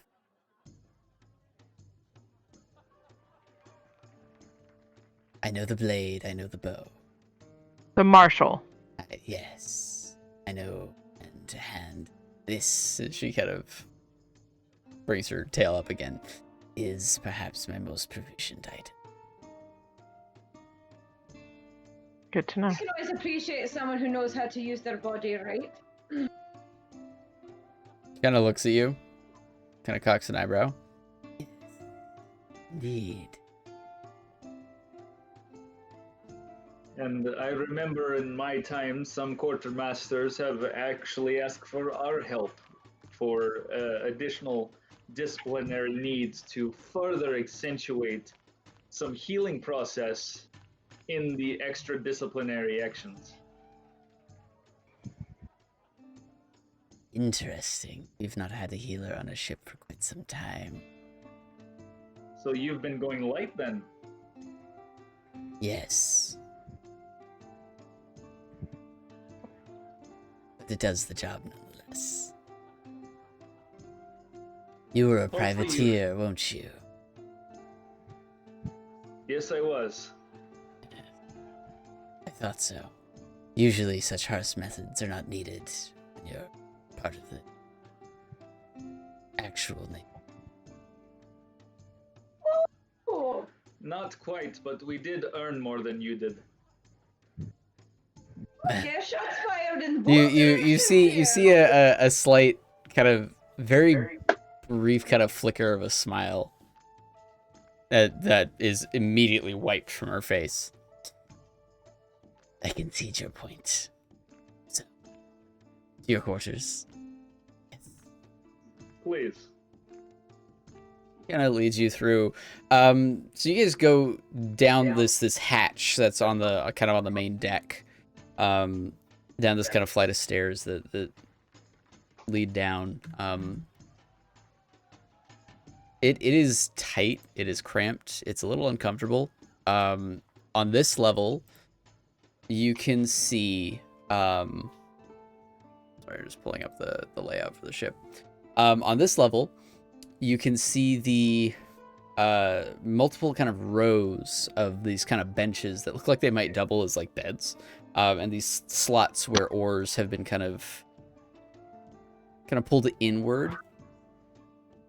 And then you see another kind of hatch that she opens and leads you down to the lower level. And right at the foot of the stairs, you can see a door that she kind of opens in most of the front section of the boat on this level. Has been kind of walled off into a separate room. You can see that there's a number of actual beds that have been set up with a couple of lock boxes and drawers and things. You can see that things have kind of been moved around a little bit. But it looks comfortable enough. So, these will be your quarters. They will be kept under lock and key. Any personal valuables you do not carry on yourself can go in these boxes. Also kept under lock and key. The beds are yours to choose as you see fit. Is there a bed for each of us? There is, yeah. There's a bed for each of you and then one additional. Will somebody be joining us?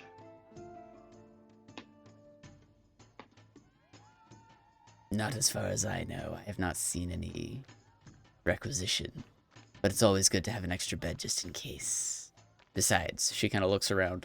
Anyone who wants to make a perception check. I can do it. Hey yo, 24. 24? Oh. Nice. 14. 14? And also a 22. 22? And what'd you get, Salima?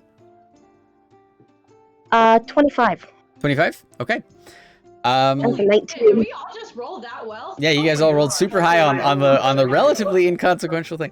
Looking around, you guys have kind of felt the ship kind of bob up and down as you've been on it, like kind of teeter a little bit as the current has kind of held it. It's a big ship, so thankfully it's not like a tiny little dinghy where you're constantly like up and down. But you felt it the minute you stepped into these into this room. Dead still. You don't feel any movement. And Thurgle, you know this. You know this feeling, and you immediately kind of gravitate towards the mast that's kind of in the center of this room that kind of goes all the way up to the top. And you look and you see this kind of plated. There's this one kind of plate of metal just kind of bolted in, with an engraving of Hephaestus on it. And you guys, as you're kind of looking around, you kind of spot the same thing and then see Thurgle drawn to it. Initially, it kind of just looks like an adornment. But Thurgle, you recognize it as it is a magical ballast. It keeps a very specific localized area relatively stable. I'm going to mention this to everyone else, saying, when the seas get rough, come back to bed. How rough did the seas get in this area, Thurgle? It depends on the time of year and where we're going. All right, well, it's winter, and we're going to where we pointed out on the map. So that being said... Make sure you come here at least every night. Yes, I recommend doing so. Do you have any scrap metal and more protected areas of the ship?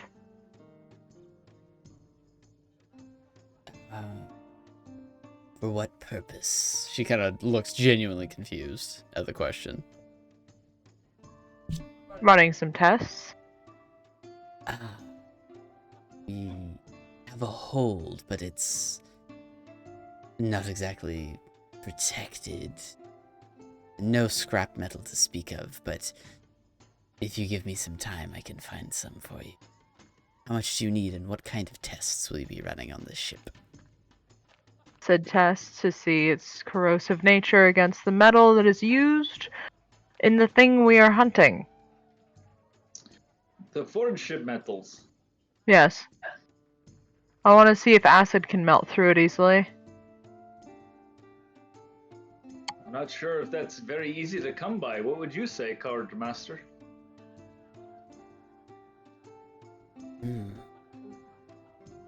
I'm not familiar with the metals that are used on the ships of that kind, but I can infer to some degree, but I imagine it would be quite difficult.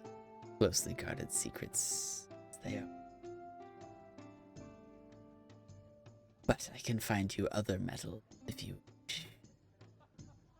Should know what type of metal we're looking for, right? Unless it's that closely of a guarded secret. I don't know. I will say, Thurgle, is probably unlikely you'll get the exact metal, but you might be able to find a couple of, similar ones. Yeah, I'm going to mention this to the Quartermaster, saying, try to find these styles of metals. They would be the closest representation. Very well.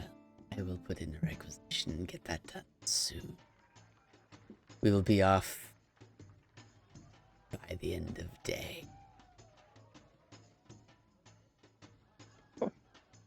Do you require anything else before we embark?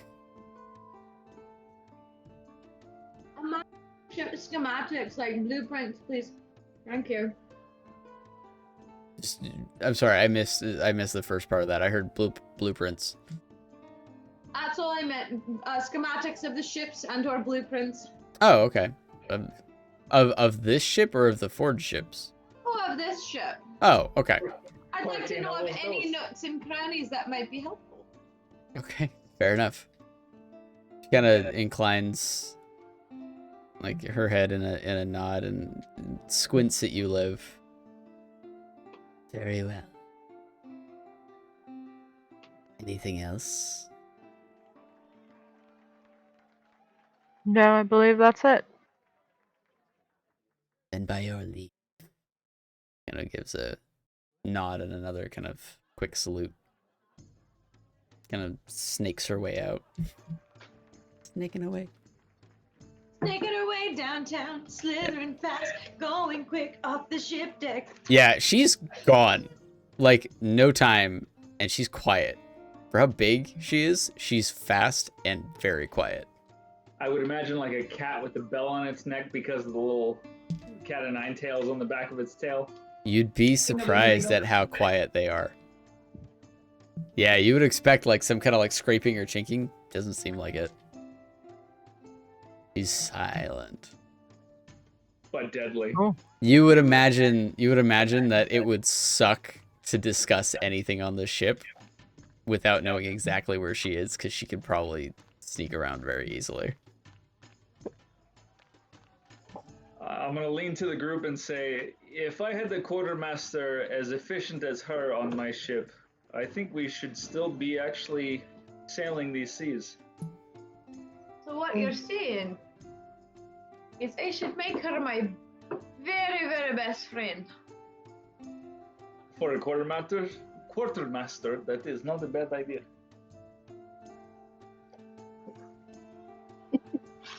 She does seem to be of a particularly prickly sort.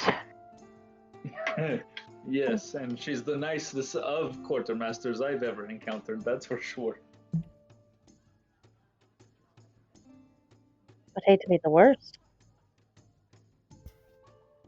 They essentially do not last long if they are not very good.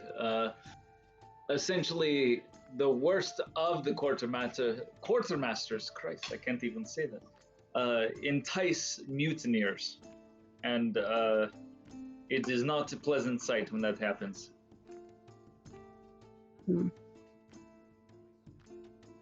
Sorry. Oh, Well, lived charming quite some time, so I guess it's time to flex that a little bit.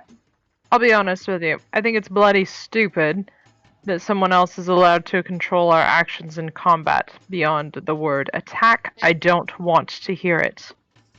Hence why I'm going to work my magic, Valerica. You know how well I can. And Valerica, remember, the captain is aware of our capabilities, so essentially he is going to give us the opportunities we need. He literally just told us he doesn't know who we are. He's good at sizing people up. I'm sorry, but I don't buy into this whole I'm on a ship, so I know things about the way that life works. No, you can't just divine information. You're right. They can't. It is all smoke and mirrors. But they were provided information of why we're on board. They're not telling us that they know, but they know. They know the why. We're well aware of what we can do. Hey, Valerica, at least this time we can see the bitch's face. Fair. So when it breaks down to it, after the cook is disabled and there's nobody else, we are essentially free to do what we need to. Okay, but you know my relationship with food. Can we not disable the cook, please? We are not disabling the Okay, cook. just making sure. I'm going to So look we're at not Valeric. planning a power grab. I'm looking at Valeric and say, not like the last ship. No. No. Not like the last ship. No. Thargo's gonna cock his head like a puppy. She nearly killed captain of the last ship we were on. Because The last he was ship we were on.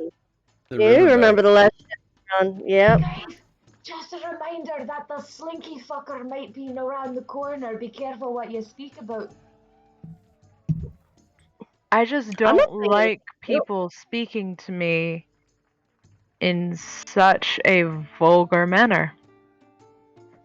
Well, Valerica, I hate to harsh your mellow, but as someone who comes from a noble family myself, and having done a lot of travel, you're gonna have to get used to it when you're outside of Albanor. I know it's not fun, I know it's not easy, but it comes with the territory. I'm just used to it in general. And I must remind you that when we are at sea, it is what we call maritime law. Yeah. When I kill them all and get to do what I want. Maritime is when I killed them all. Oh, God. That sounds like a song Liv should be writing. Oh, don't worry, I'm logging all of this for an adventure tale. Don't you worry, it's coming. Like, I'm sorry, I'm trying to be adaptive to other people's cultures, but I've killed for less than that. Well, I know, I've seen it, and I'm very proud of you for holding your temper. I've been part of mutinies for less. But I will ask that you at least reserve yourself upon my request. Yeah, we'll give it a shot. How's that? It is appreciated. I might just need to retreat to the room every now and then. Fireball. I would definitely recommend any chance to either retreat to the cabin or to the aft deck itself. You know, we're not on the metal ship yet, and I just kind of touched the wall. And wood is quite flammable. Yes, it is, but not many of you have the ability to breathe underwater. I can for an hour. Probably not enough time to get us anywhere, but it's something. I don't need to, so we'll be fine. The point being, let's try not to. Given what we know what we're up against, I'd rather more allies than none. What is the play here? We are going on patrol. Thought we were going for an afternoon. He said a bloody month. Yes, that is essentially a patrol. I assumed about a week, but a month. I thought we were going out for the afternoon. I was thinking 3 days to a week, somewhere in there. Oh, Valerica has no idea how long boats take. Question to the GM. Yeah. To the GM. Albanor itself, where Valerica's from, is Yeah. it a landlocked nation? No. Oh, we're No, coastal. it is I've just the never been out. it is the entire western seaboard of the Central Kingdoms. That's just what I'm just trying to understand how much I want to make fun of Valerica's lack of knowledge right now.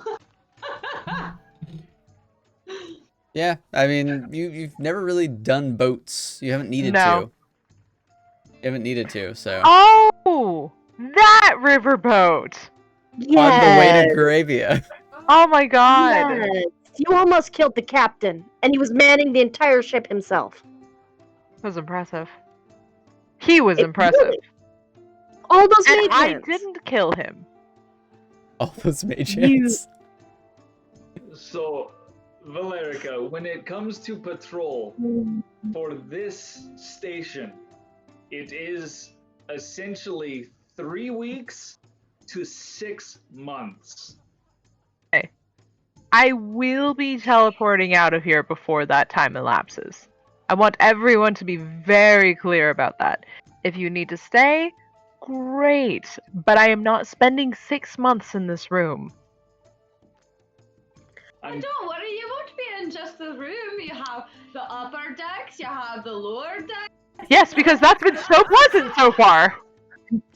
Excuse my ignorance on most of teleportation. I can't stand portals or things like that. But for a teleportation circle, if you made one, like, let's say, in this room, could you Yes. go back home and come back to this spot? Or because the No. boat is moving, No. the spot would not be there? Oh no, it's Alright. just a one-time use thing. Mm. If I draw a teleportation circle on the ground, Salima, if she wanted to teleport back here, she would have to take an entire year doing special rituals and making it in the exact same place and doing special things for literally every day for a year before it would be an official teleportation location. or just go back to the one that's already established in the city.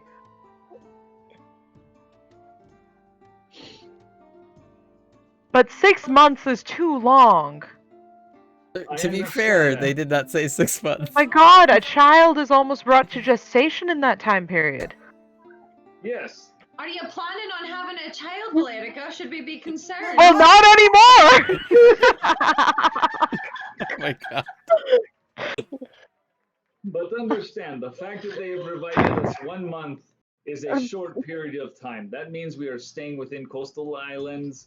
We are staying within the boundaries. It is a short trip. I think with the collective abilities that we all have, if we are out here for more than 3 weeks still looking for this thing, I will be honestly shocked.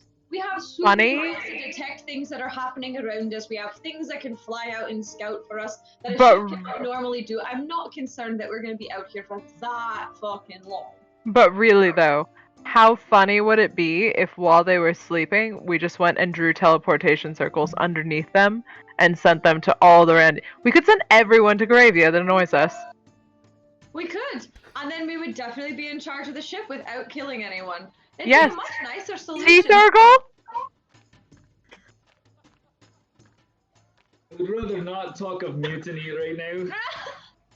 Oh yeah, We haven't even the left slithering it foot up. might be right around the corner. Also, I'm still in just absolute shock and confusion of contemplating the aggression level you have right now, Valerica, with a pregnant version of you dealing with a midwife. No, The I've been midwife? trapped on a. I've had to bring some kids.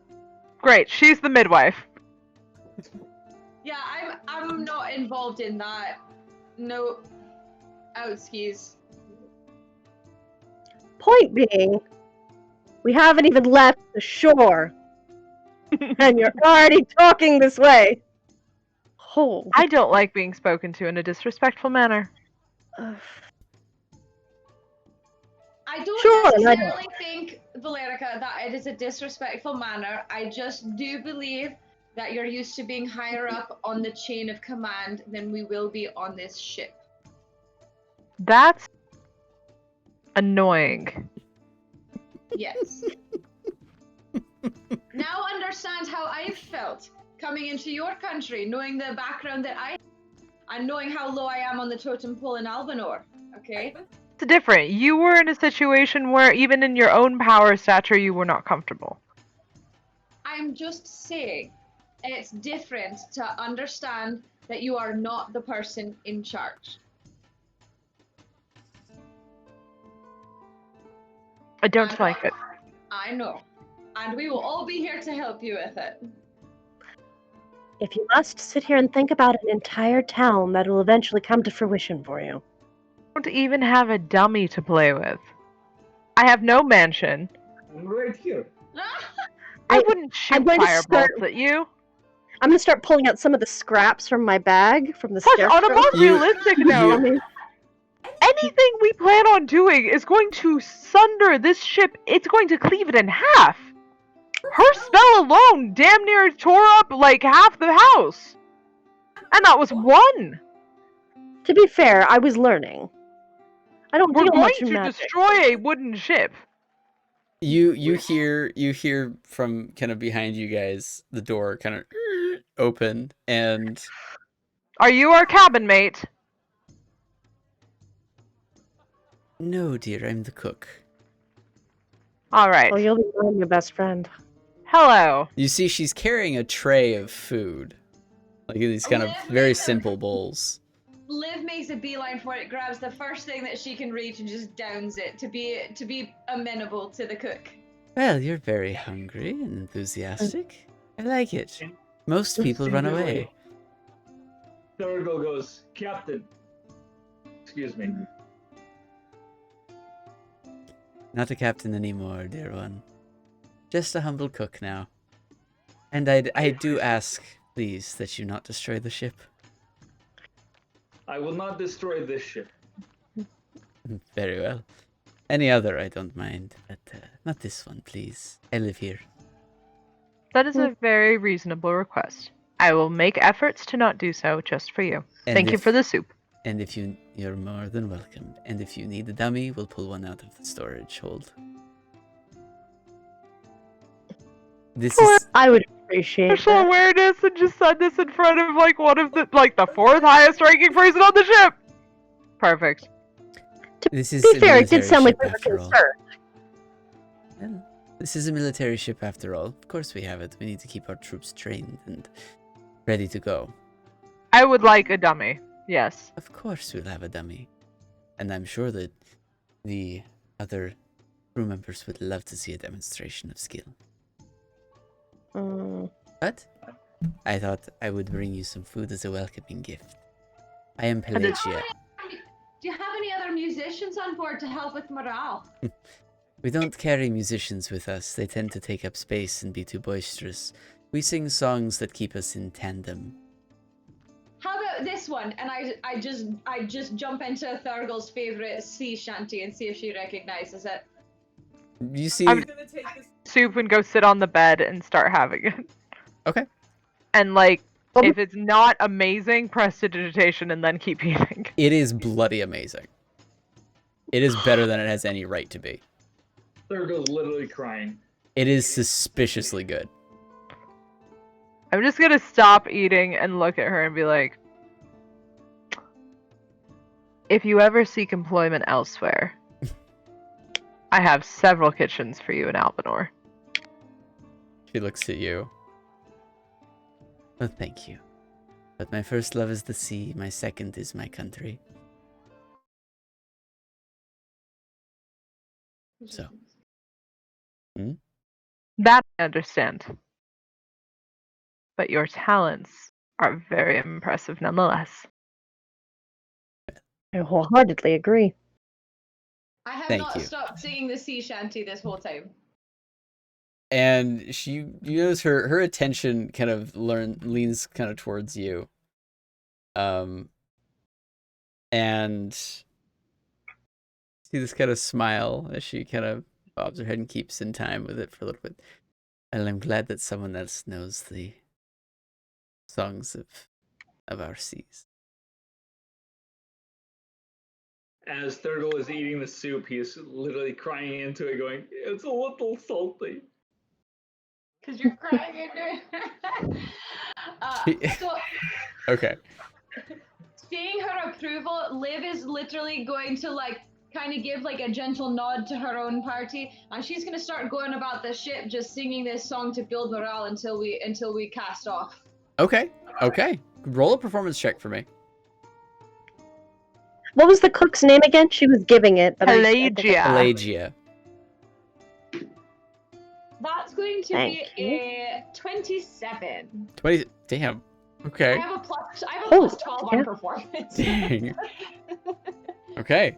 Yeah, so Liv, you start going and you start singing one of the shanties, and yeah, immediately the entire crew starts joining in, and you suddenly get this chorus of 20 plus people all repeating the same kind of it's got this wonderful kind of flow to it where they're all now working in tandem singing, and you look around, they're now working in time with one another. Nobody's gonna resist this.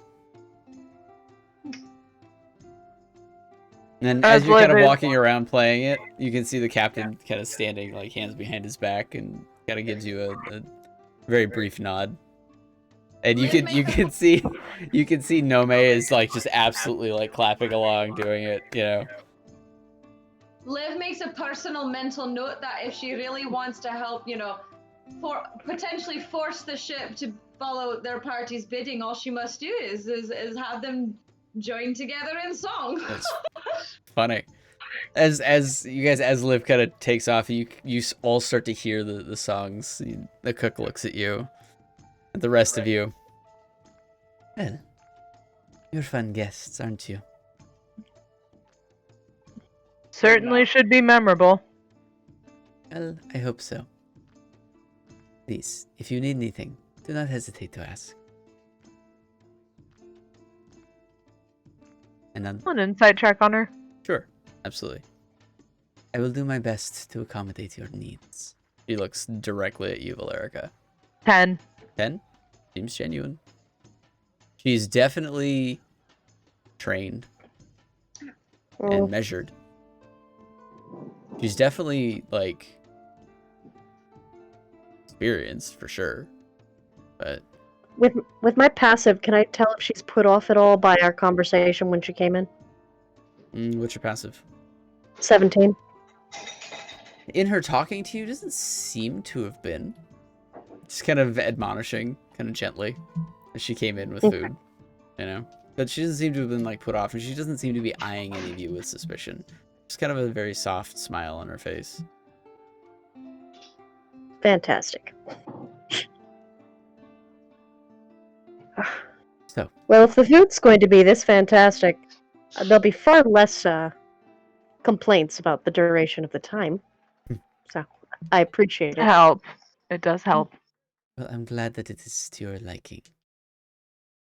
And she turns and looks to Selima, Valerica, and Thurgle.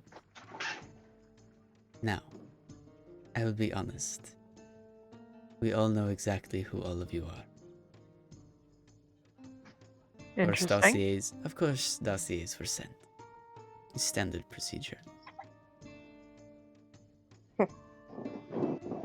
Out of respect, know that those who know who you are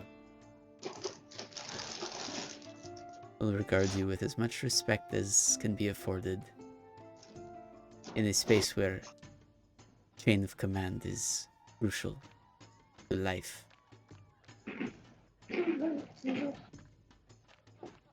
And we beg your patience, Baroness.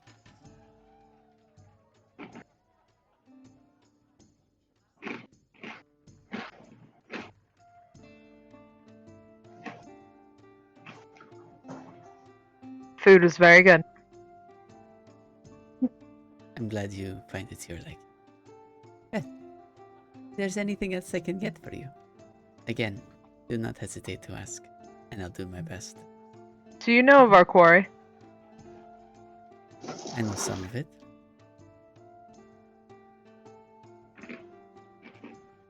Are you skilled or proficient in combat? Of many forms, yes. Arcane or martial? Or divine? Okay. You seem very sweet, and I want to make sure that you aren't getting caught in crossfire. I appreciate that. I've been around a lot longer than you. Well, she looks over at Selima and Thurgle. Maybe not you two. Then me. Then you. You could still say that to me. That's fine. You are very kind, but I'm protected. I am also no fool.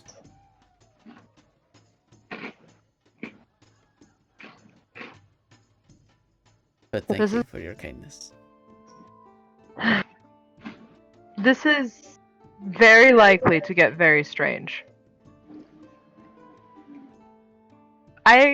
Would you be able to bring me or show me to a brazier? We can take a look inside the hold. I'm sure we have something. I'm in need of it for a few hours. What you doing? Thurgle and Selima. Who feels like having a pet octopus? Oh, I will say that you have a brazier sizable enough for your own. Yeah.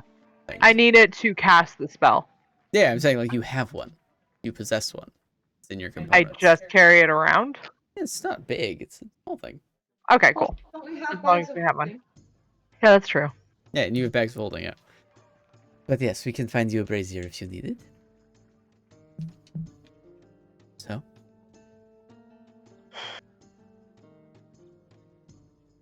I can always ask Ares if he's willing to change forms. I believe that if our suspicions are correct and anything is under the water, it would be helpful to have eyes under the water. Then I think Ares will be most willing to assist in that. Actually, that could be especially useful in case you want to go under as well. As you know, as I tug on my hood, Yeah, I know. I can stay under for a while. This could work really well, actually. So let's make sure that we make Ares into one. Selima, would you prefer to have eyes in the sky or under the water? I prefer to have eyes in the sky, just in case. Because if we end up having... I think diversity is going to help. You're going to make poor Nome so jealous.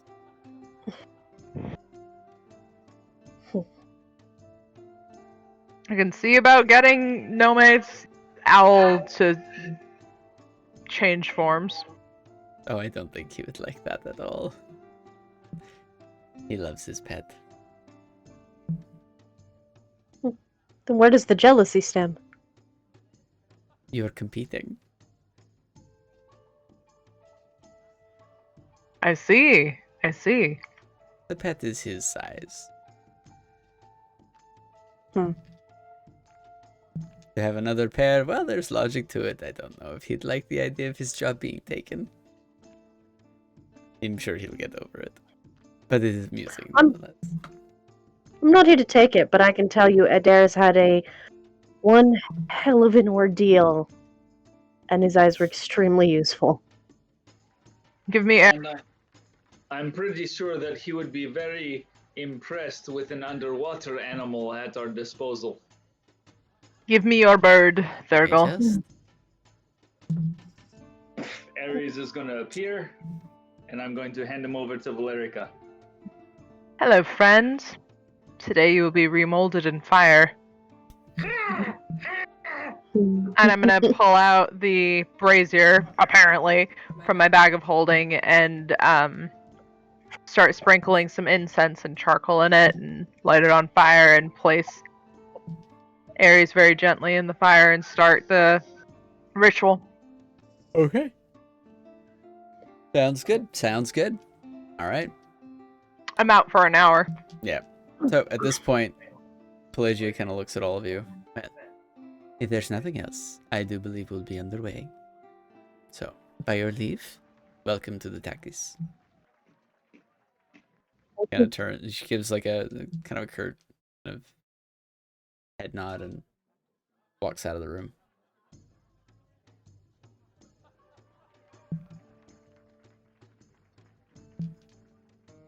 You can still hear singing going on upstairs as Liv continues her performance. I'm curious what the dossier said. On who wrote it.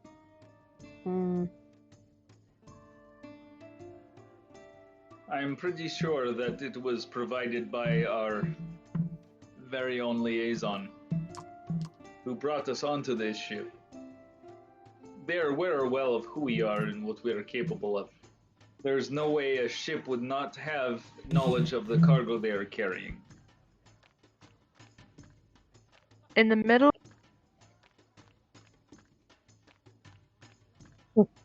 of a delve, I say as I'm like concentrating on like reshaping your familiar. I saw someone eat a brain to gain memories, revealing a pact they had sown with someone. This was someone I believed to have known.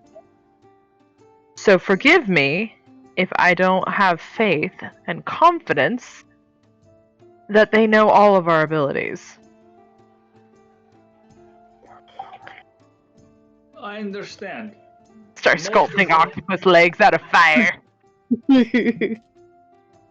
Most I mean, of them obviously- are provided with information that they have obtained directly through either personal interactions or from hearsay.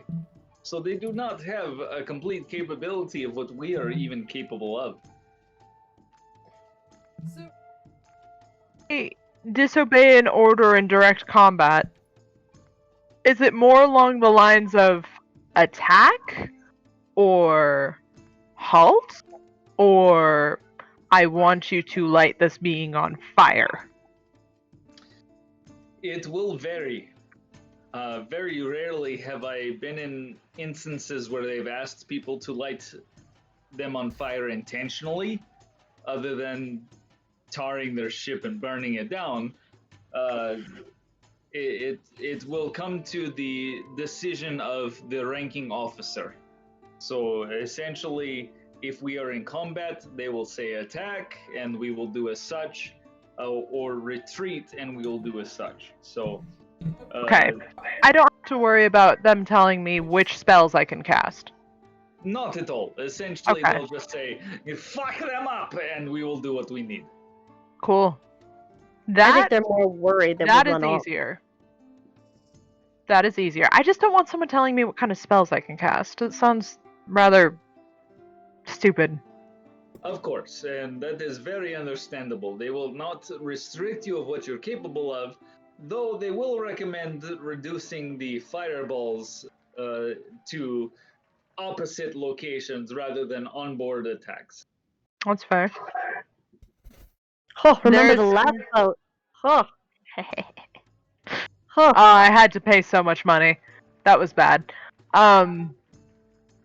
There are some things that I can prepare that might be advantageous in providing cover, which I think could be very helpful here. Cover One is of- always a useful thing. One of them is actually creating a very dense fog cloud that will provide heavily obscured areas in rather large radiuses. So I'll make sure to keep that one prepared while we're on the water. Definitely.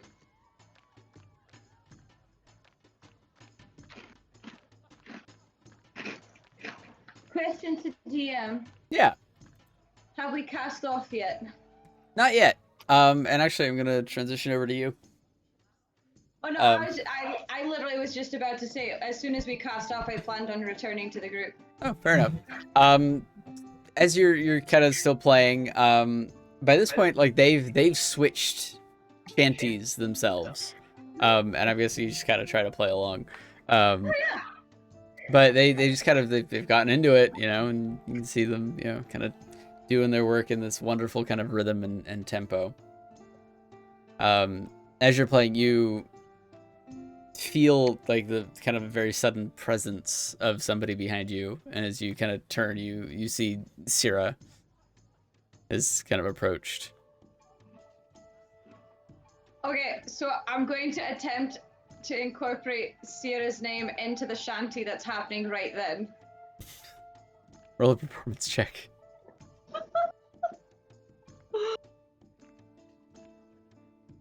And just, you know, understand everyone, I cannot roll lower than a 13 on this. That's going to be a 17.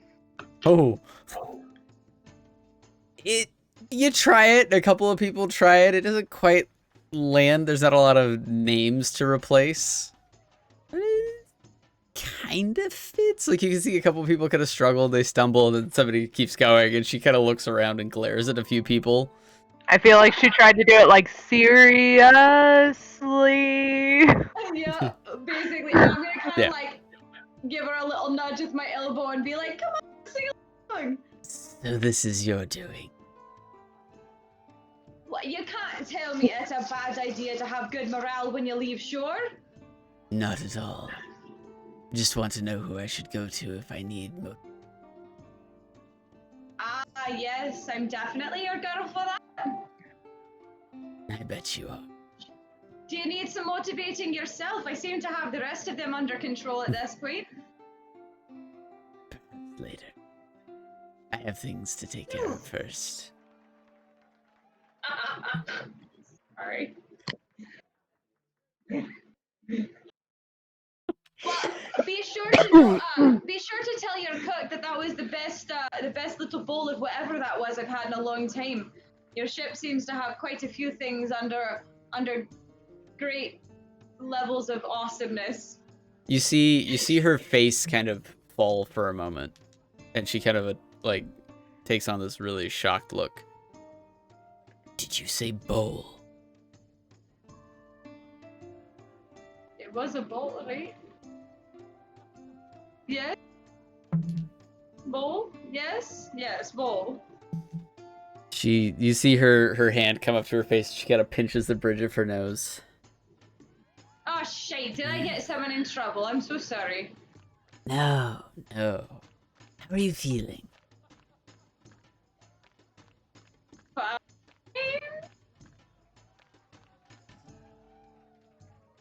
Then you have an iron constitution. Oh good lord, what was in it? It's a trick she likes to play. She serves someone a bowl, and who knows what she puts in it. Last time it was a chamber pot.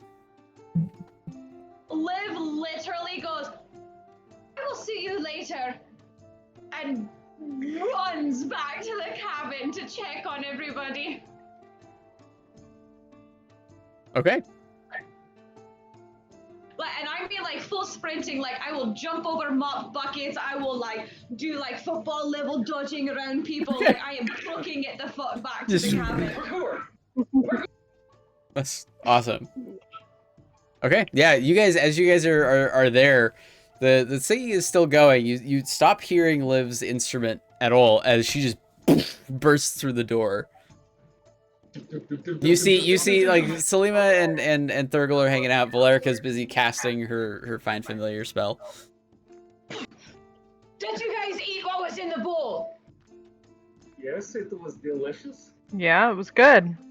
Hi. My lizard friend told me it might not have been so good. Are you feeling okay? Fine. Fine. As of now, good. Okay. Yeah, you all feel fine. And Liv, behind you, you feel this slight tickle on your ear as the rest of you see a face just appear. Terrible timing. Tried to save her. Wake, not lizard. I'm so sorry. I'm so sorry. You turn and look, and she's got this like weirdly beaming grin on her face. I look her right in the eye and I go, are you fucking with me?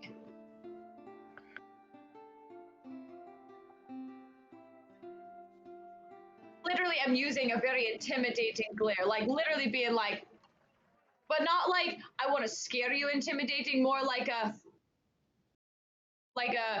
flirtatious version of intimidation, like, you know you want to tell me the truth. Okay. Am I fucking with you? Not Did I yet. stop her?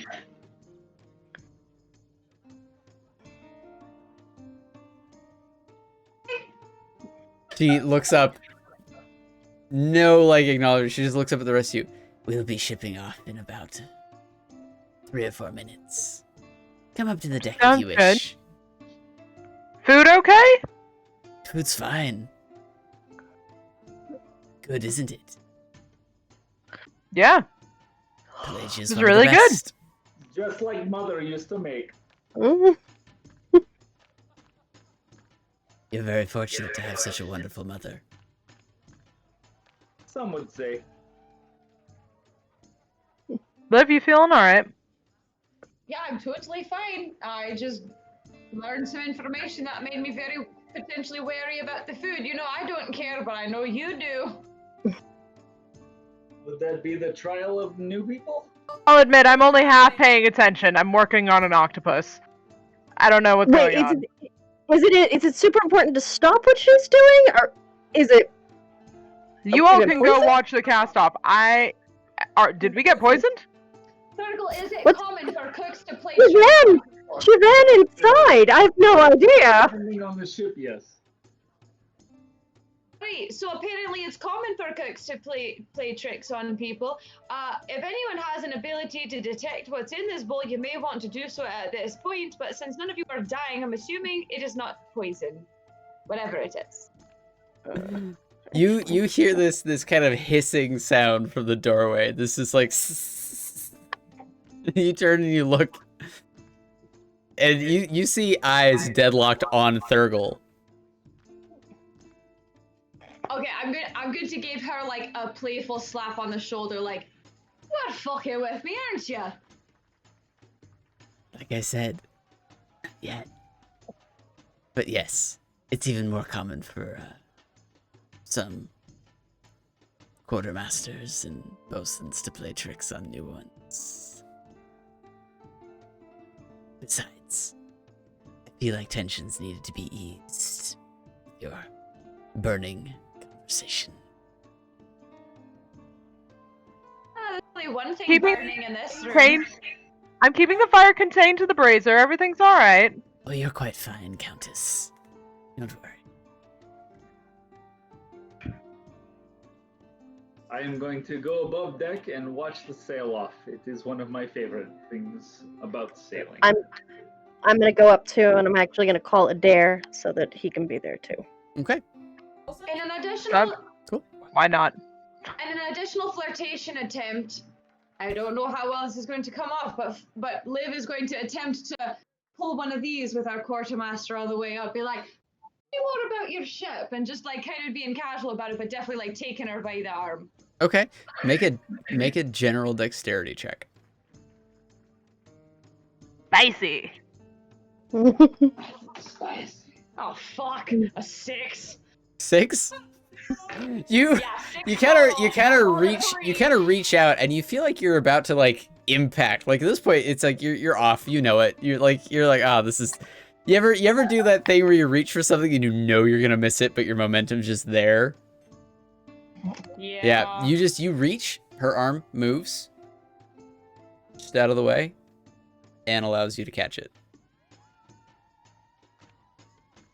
Huh. Great. I'm gonna continue with my plan.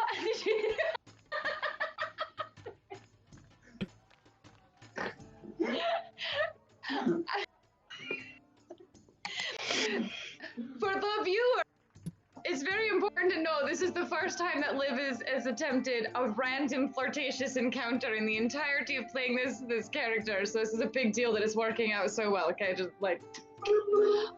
Anyway, she's just gonna continue with her plan and you know, be her smooth arse self and just be like, yo, so tell me about your ship and, you know, tell me about your cast-off rituals and like, I don't know, like random things that are very ship pertinent that will make her at ease and want to talk to me. Being like, yeah, I know a ship. I know ships. Tell me about ships. Tell me about ships.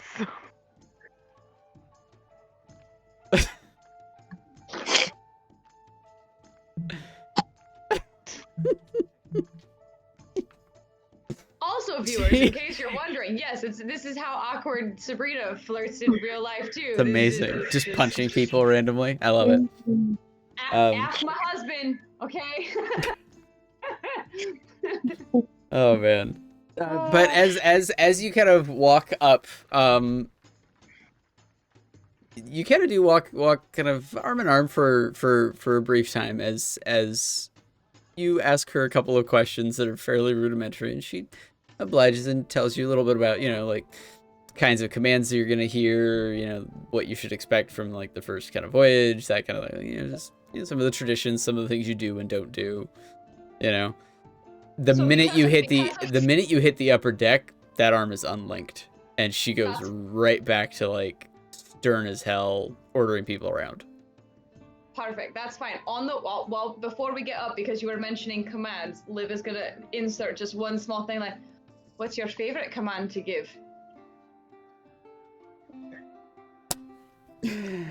She kind of looks at you. Oh my. As I said, not yet.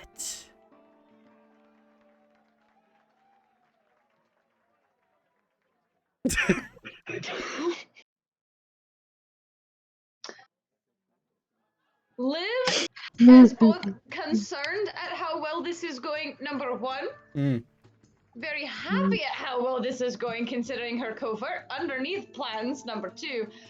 But number three is also like, shit, is Valerica watching this? Because I don't know if we're like totally over everything, but I want to make sure everything's like cool. Right now, sparks will fly over her. Oh, even better. Sparks right on your shoulder. Oh, Kind of nuzzles into you a little bit. hey, buddy. How you doing there? Hey, other mom. But yeah, as soon as we reach out on deck, Liv knows that drill. There are standards that must be met in front of other people. She's not concerned about the fact that the arm drops based on the signals that have been given so far. Okay, cool. So I'm glad it was an enjoyable and consenting engagement. Excuse me while I slither in. Oh God. So, Thurgle, you and Selima, just not dealing with any of that. Head off. You hear the very familiar commands of the captain himself giving them. Loosing sails, pulling anchor, detaching from the dock. I fully admit my own ignorance as a human being in nautical terms. So I'm not even gonna butcher He it. turns the wheel He turns and the pulls wheel it and away from the wooden bit where people walk. Yeah, I mean, something. I think there's an anchor. They raise the Pulls in reverse. Puts it in reverse. More specifically, I am not familiar with this region's nautical terms. Shifts some gears. Grinds it till he finds it, then pulls out. Oh my god. I think there's a clutch. I'm sorry. Grinds it till he finds it. That's what she fucking said. Oh, That's how no. you want to say. It was grinds it till he finds it, then pulls out. That was the. Hey, I've driven stick once. You grind it till you find it, and then you go. You perchance taught by a man. Taught you that was the phrase. no. Yes, he was honestly the most wonderful man on the planet. He was like a father to me. So bet. yes, Liv is furiously taking notes on how to go about the further interactions with. Okay, so as Thurgle, these commands are like music to your ears. These are familiar, these are comfortable, these are close.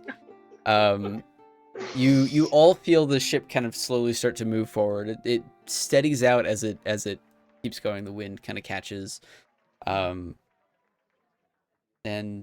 you start to drift out of the harbor. You pass by a couple of boats, probably about mid afternoon at this point. The sun's a little low, and before you, the wide open ocean. Behind you, the tall cliff faces that lead to the volcanic island that you were just on. You see all the boats dock the harbor. It slowly starts to drift and sink from your view, growing smaller and smaller as you start to enter the open ocean. And we are going to call it there tonight. because it's getting late, and I'm pretty sure you guys have work tomorrow, right? Unfortunately. Yeah. If you didn't, I have like 7 more hours worth of this stuff to do. I was expecting this to go a lot faster. My mistake. We role play hard in this campaign. And I like it. I love it. I know that you guys are probably itching because you know the last fight you guys got into Was a was long like time ago. 2 months ago. Long time ago. Yeah. But also keep in mind, as a DM, you probably weren't expecting, for Liv to derail the entire campaign for sex right now. So, With this. Dude, I am so here for it though. Yes, I absolutely. feel like Liv needs this to get the stick out of her ass. Okay. Hey, it's been a long time coming for me to harness the inner bard. Okay, we're getting there. We're getting there. I Totally need been this here. arc for Liv. Liv needs to get laid and just remove the stick from her ass. Oh my god. Laid by the snake lady, no less. Like, clearly Yeah. proving there are no Open some doors to like Kingstown. All right. It'll be a whole thing. All right. I'm gonna wrap. We can save this for post-game discussion. All right. All right. Take care, guys. We'll see you next time. Bye.